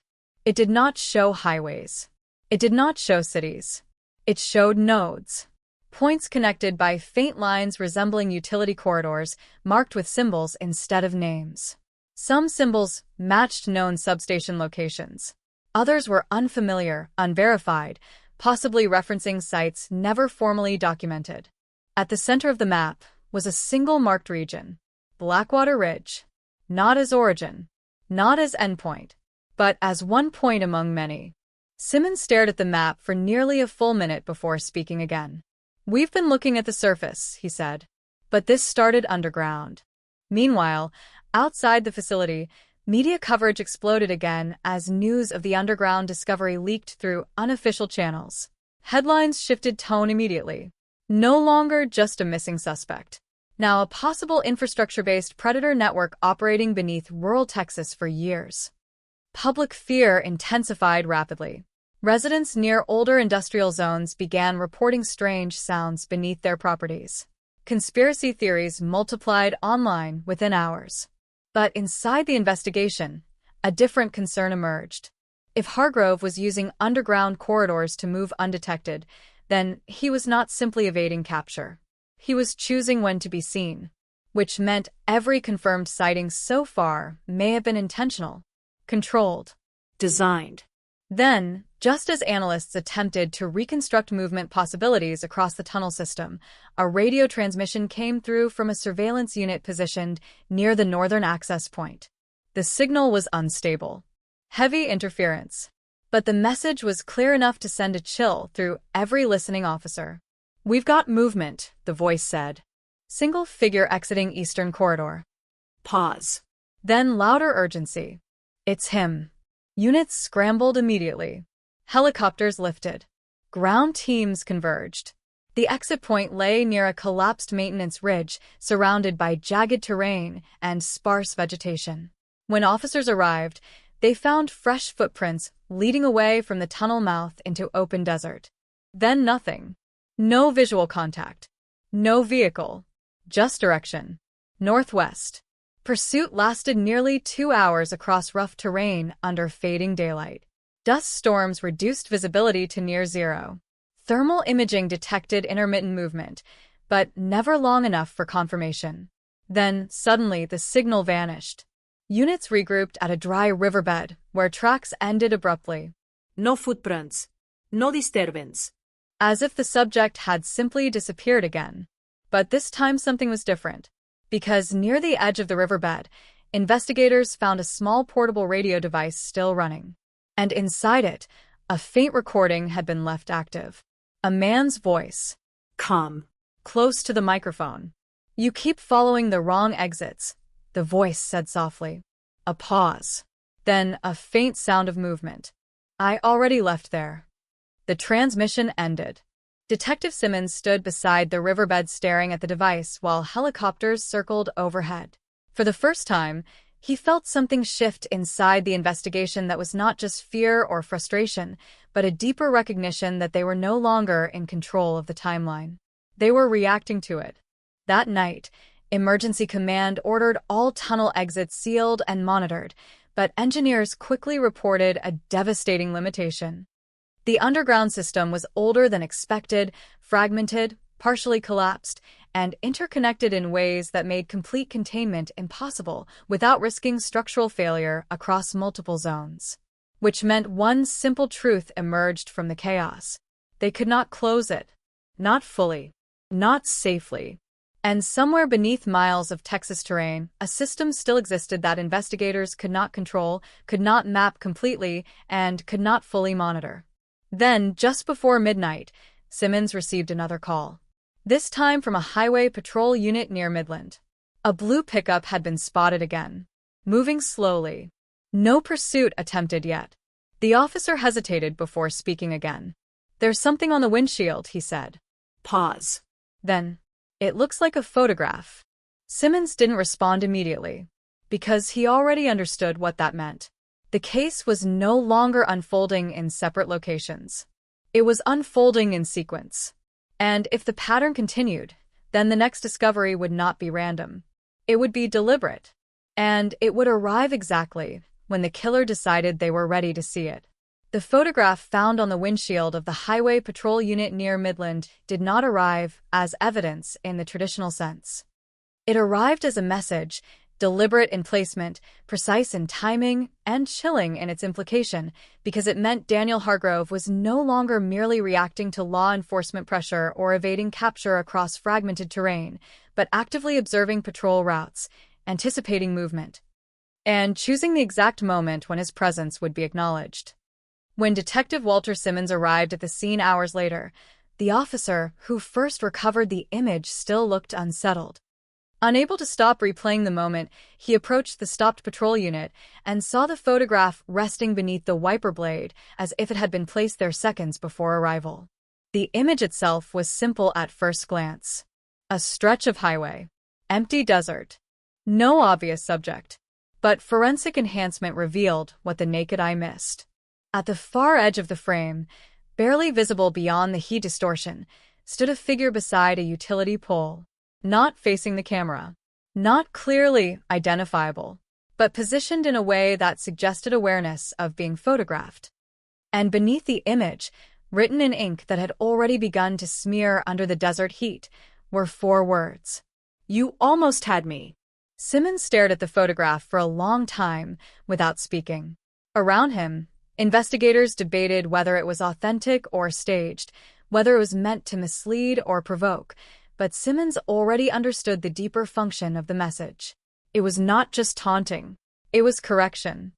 The killer was not simply observing law enforcement.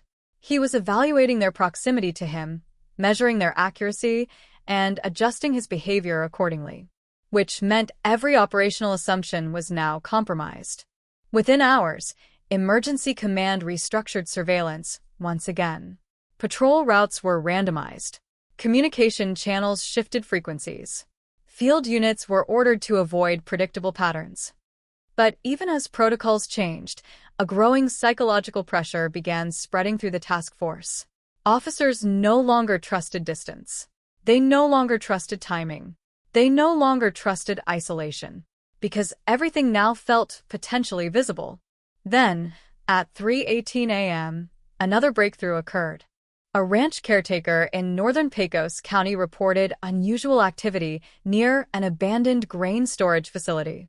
He described hearing mechanical noise beneath the structure late at night, followed by faint light flickering through cracks in the concrete foundation.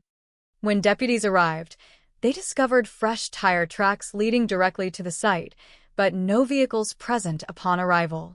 What they did find, however, changed the tone of the investigation again. Inside the facility, behind a collapsed storage wall, investigators uncovered a concealed access point leading downward into another tunnel system, smaller than the Caprock network, more recent in construction, and significantly more active. Unlike the older abandoned corridors, this system showed signs of ongoing use.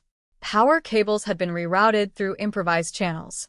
Ventilation systems were functional. Foot traffic was visible in layered dust patterns indicating repeated entry and exit cycles within days, not months or years. This was not legacy infrastructure. This was current. And it meant Hargrove had expanded. When tactical teams descended into the new network, they immediately noticed differences in design. The corridors were more deliberate, reinforced in places, with modified junctions suggesting adaptation rather than abandonment. This was not an old system repurposed casually. It was being maintained. And then they found a room. Not empty this time. Not abandoned. Occupied. But not in the way investigators expected. Inside a reinforced chamber, they discovered surveillance equipment. Multiple recording devices mounted along the walls. A central monitoring station displaying static camera feeds from unknown locations. Some showed highways. Others showed interior spaces that had not yet been identified. But most disturbing of all were the timestamps. Recent. Some within hours. Simmons stepped closer to one of the monitors and froze. It was a live feed. A highway rest stop. And in the corner of the frame, a police unit was visible. Watching. Being watched. The realization spread instantly through the room. They were inside a system that was actively observing them in real time. And then the cameras went dark. One by one. Until only static remained. A technician whispered, "He knows we're here." No one disagreed. Because it was no longer a theory. It was confirmation. Suddenly the room felt less like a discovery site and more like an intersection point in something far larger, something capable of adapting in real time to their presence. Then came the second shock. A locked storage cabinet inside the chamber contained audio logs. Dozens of cassette tapes, all labeled with dates spanning multiple years. Some from the early 1990s, some recent. Each tape appeared cataloged with precision. Simmons selected one at random. They played it. At first, silence. Then a man's voice. Younger in tone than the recent recordings. More controlled. Less refined. It worked again, the voice said. A pause. She followed the truck this time. Another pause. Then softer. Didn't even hesitate. The recording ended. The implication was immediate and horrifying. These were not isolated events. These were documented cycles. Experiments. Iterations. The investigation was no longer dealing with a single spree of crimes. It was confronting something that had evolved over time. Learning.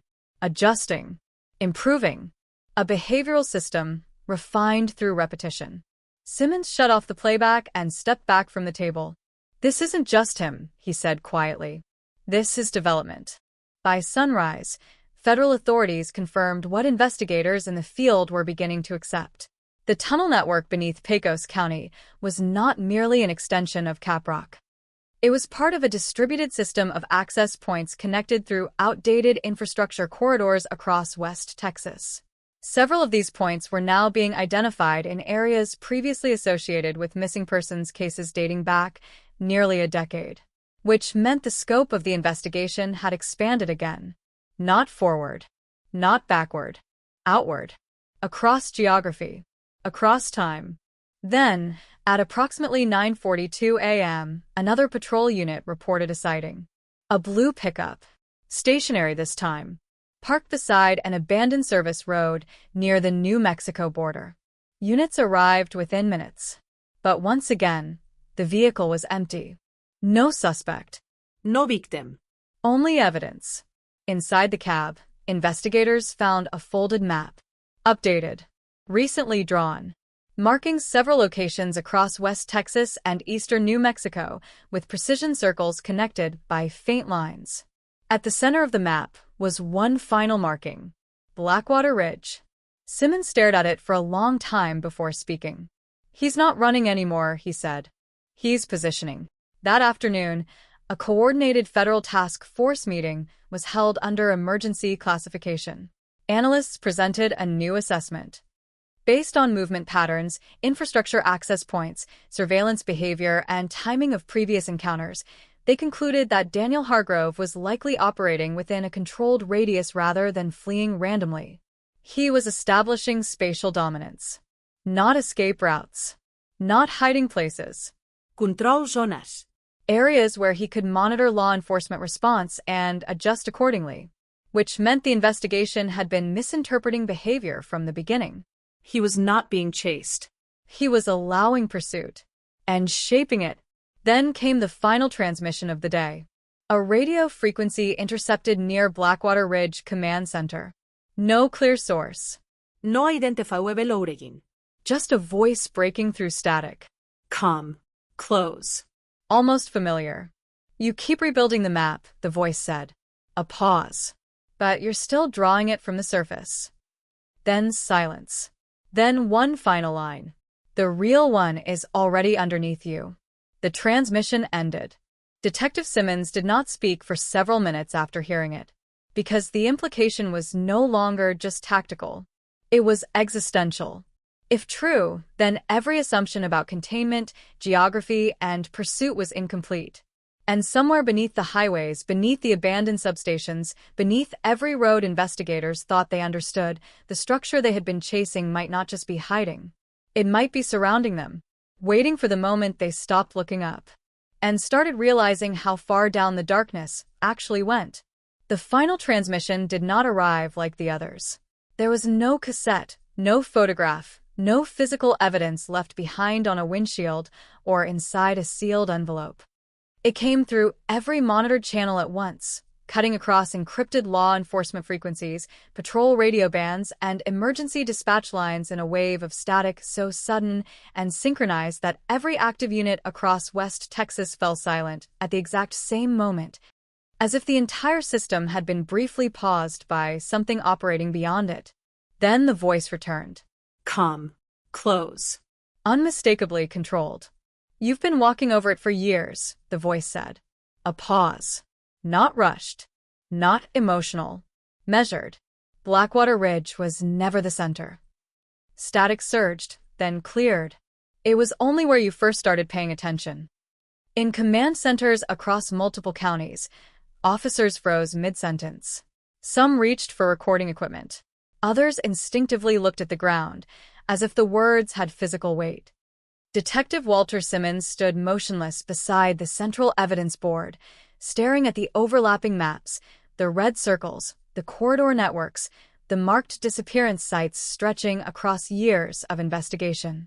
For the first time, he did not look at them as a pursuit path. He looked at them as a structure. And something about that realization made his stomach tighten. Because structures implied design, intent, architecture. The voice continued. You found my doors, it said softly. You never found my rooms. Then silence. No final taunt. No laughter. Just static dissolving into empty air. And then every channel went dead. For exactly 7 seconds. Then returned to normal. But nothing felt normal again. Within hours, Emergency Command convened what would later be described in internal reports as the most critical restructuring of the entire investigation. Federal agents, state task force leaders, behavioral analysts, and infrastructure engineers gathered inside a secured operations facility outside Midland. Maps were replaced. Timelines were erased and redrawn. Entire case theories were discarded on the spot. Because the implication of the final transmission was no longer abstract. It was architectural. If Daniel Hargrove's words were accurate, then everything investigators had mapped so far represented only surface-level movement. Highway sightings, abandoned vehicles, tunnel discoveries, cassette tapes, all of it pointed toward interaction points. Not origin points. Not control points. And certainly not the full system. Simmons stood at the center of the room while analysts argued around him. He's referencing infrastructure layering, one engineer said quickly. Old utility grids were built in tiers. Surface access, mid-level maintenance, deep conduit systems. Another interrupted. That doesn't explain surveillance feeds. That doesn't explain live observation. A behavioral analyst shook her head. It does if he has access to multiple layers simultaneously. The room fell quiet. Because that idea shifted everything again. From pursuit to containment failure. From manhunt to system breach. Then came the report that stopped all discussion. A maintenance team inspecting a decommissioned rail tunnel system west of Blackwater Ridge had discovered a sealed junction not present on official maps. Behind it, faint electrical activity was detected. Not active power. Residual fluctuation. The kind that suggested intermittent use of hidden equipment. Simmons left immediately. No briefing. No waiting. Just movement. 2 hours later, tactical teams were descending into a newly exposed corridor system beneath the rail line. The structure was older than expected but reinforced in sections that showed clear signs of recent modification. Unlike previous sites, there were no immediate indicators of habitation. No bedding. No supplies. No obvious staging areas. Just pathways. Long, branching corridors that extended deeper than survey equipment could initially confirm. And silence. Too much silence. Then, at the far end of the primary corridor, investigators found something unexpected. A door. Not rusted, not abandoned, recently installed. Steel, reinforced, locked from the outside. The breach was executed within minutes. Inside, there was no victim, no suspect, only a single chair positioned in the center of the room facing a blank concrete wall. And on that wall, projected through a mounted device still faintly operational, was a live feed. A highway. Nighttime. Empty road illuminated by intermittent headlights. Then movement. A vehicle entering frame. A dark blue pickup. The room immediately tensed. But something was wrong. The feed was not delayed. It was live. One technician whispered, "This is happening now." Then the image shifted. Not digitally. Physically. As if the camera angle had been adjusted remotely. And at the edge of the frame, investigators saw something they had never seen before. A structure, partially visible beyond the highway embankment. Concrete. Subterranean entry. A door. Simmons stepped forward. "That's not on any map," he said. The technician shook his head. "It shouldn't exist." Then the feed cut out. But the room did not go dark. Because something else remained. A second screen embedded into the wall flickered on automatically, this time displaying a different view. Atá en el interior. Lee. Active. And moving. The camera was traveling forward as if mounted on something in motion. Then the perspective stabilized. And investigators realized what they were seeing. First-person footage. Someone walking. Slowly. Deliberately. Through a corridor they had never seen before. The sound of footsteps echoed faintly through the speakers. Then breathing. Controlled. Measured. And finally a voice. Not from a tape. Not from playback. Live. "You were never chasing me," the voice said. "I was letting you follow what I wanted you to see." Simmons clenched his jaw. "Where are you?" he demanded toward the speaker system. No answer. The footage continued. The corridor opened into a larger chamber. Not empty. Not abandoned. Organized. Multiple exits. Multiple pathways. And at the center of the space, a table. Covered in papers. Maps. Photographs. Evidence files. All familiar. All previously recovered. And then the camera moved closer, revealing handwriting across the top of one document. Case notes. Blackwater Ridge. Simmons stepped back slightly, because those were not law enforcement notes. They were identical in structure to earlier recovered notebooks, but newer. Far more recent. The implication hit instantly. Someone was continuing documentation in real time. The camera stopped moving. Silence filled the room. Then the voice returned again. Calm. Almost reflective. "You think this started with Melissa Crane," it said. A pause. It didn't. Another pause. "It started when you finally noticed." Then the feed went black. Immediately after, all systems in the facility shut down for exactly 12 seconds. Emergency generators activated automatically. When lights returned, the screen was gone. The chair was still there. Empty. No device. No proyecte. Nothing. Just concrete wall. As if nothing had ever been displayed at all. Within minutes, a full evacuation protocol was recommended by federal command. Engineers warned that unknown access points might exist within the facility itself. Structural surveys were ordered. Communications were moved off-site. But Simmons remained inside the chamber for several minutes longer than everyone else, looking at the empty wall, because something about the final message felt different. Not threatening. Not taunting. Final. Like closure was being defined by the wrong side of the investigation. When he finally exited, the first report was already waiting. A rancher 20 miles north had reported a blue pickup parked near a dry canal bed. Engine running. Door open. No driver visible. No tracks leading away. Just silence. Again. But this time, investigators did not rush blindly. Because the pattern had changed. The investigation was no longer reacting to movement.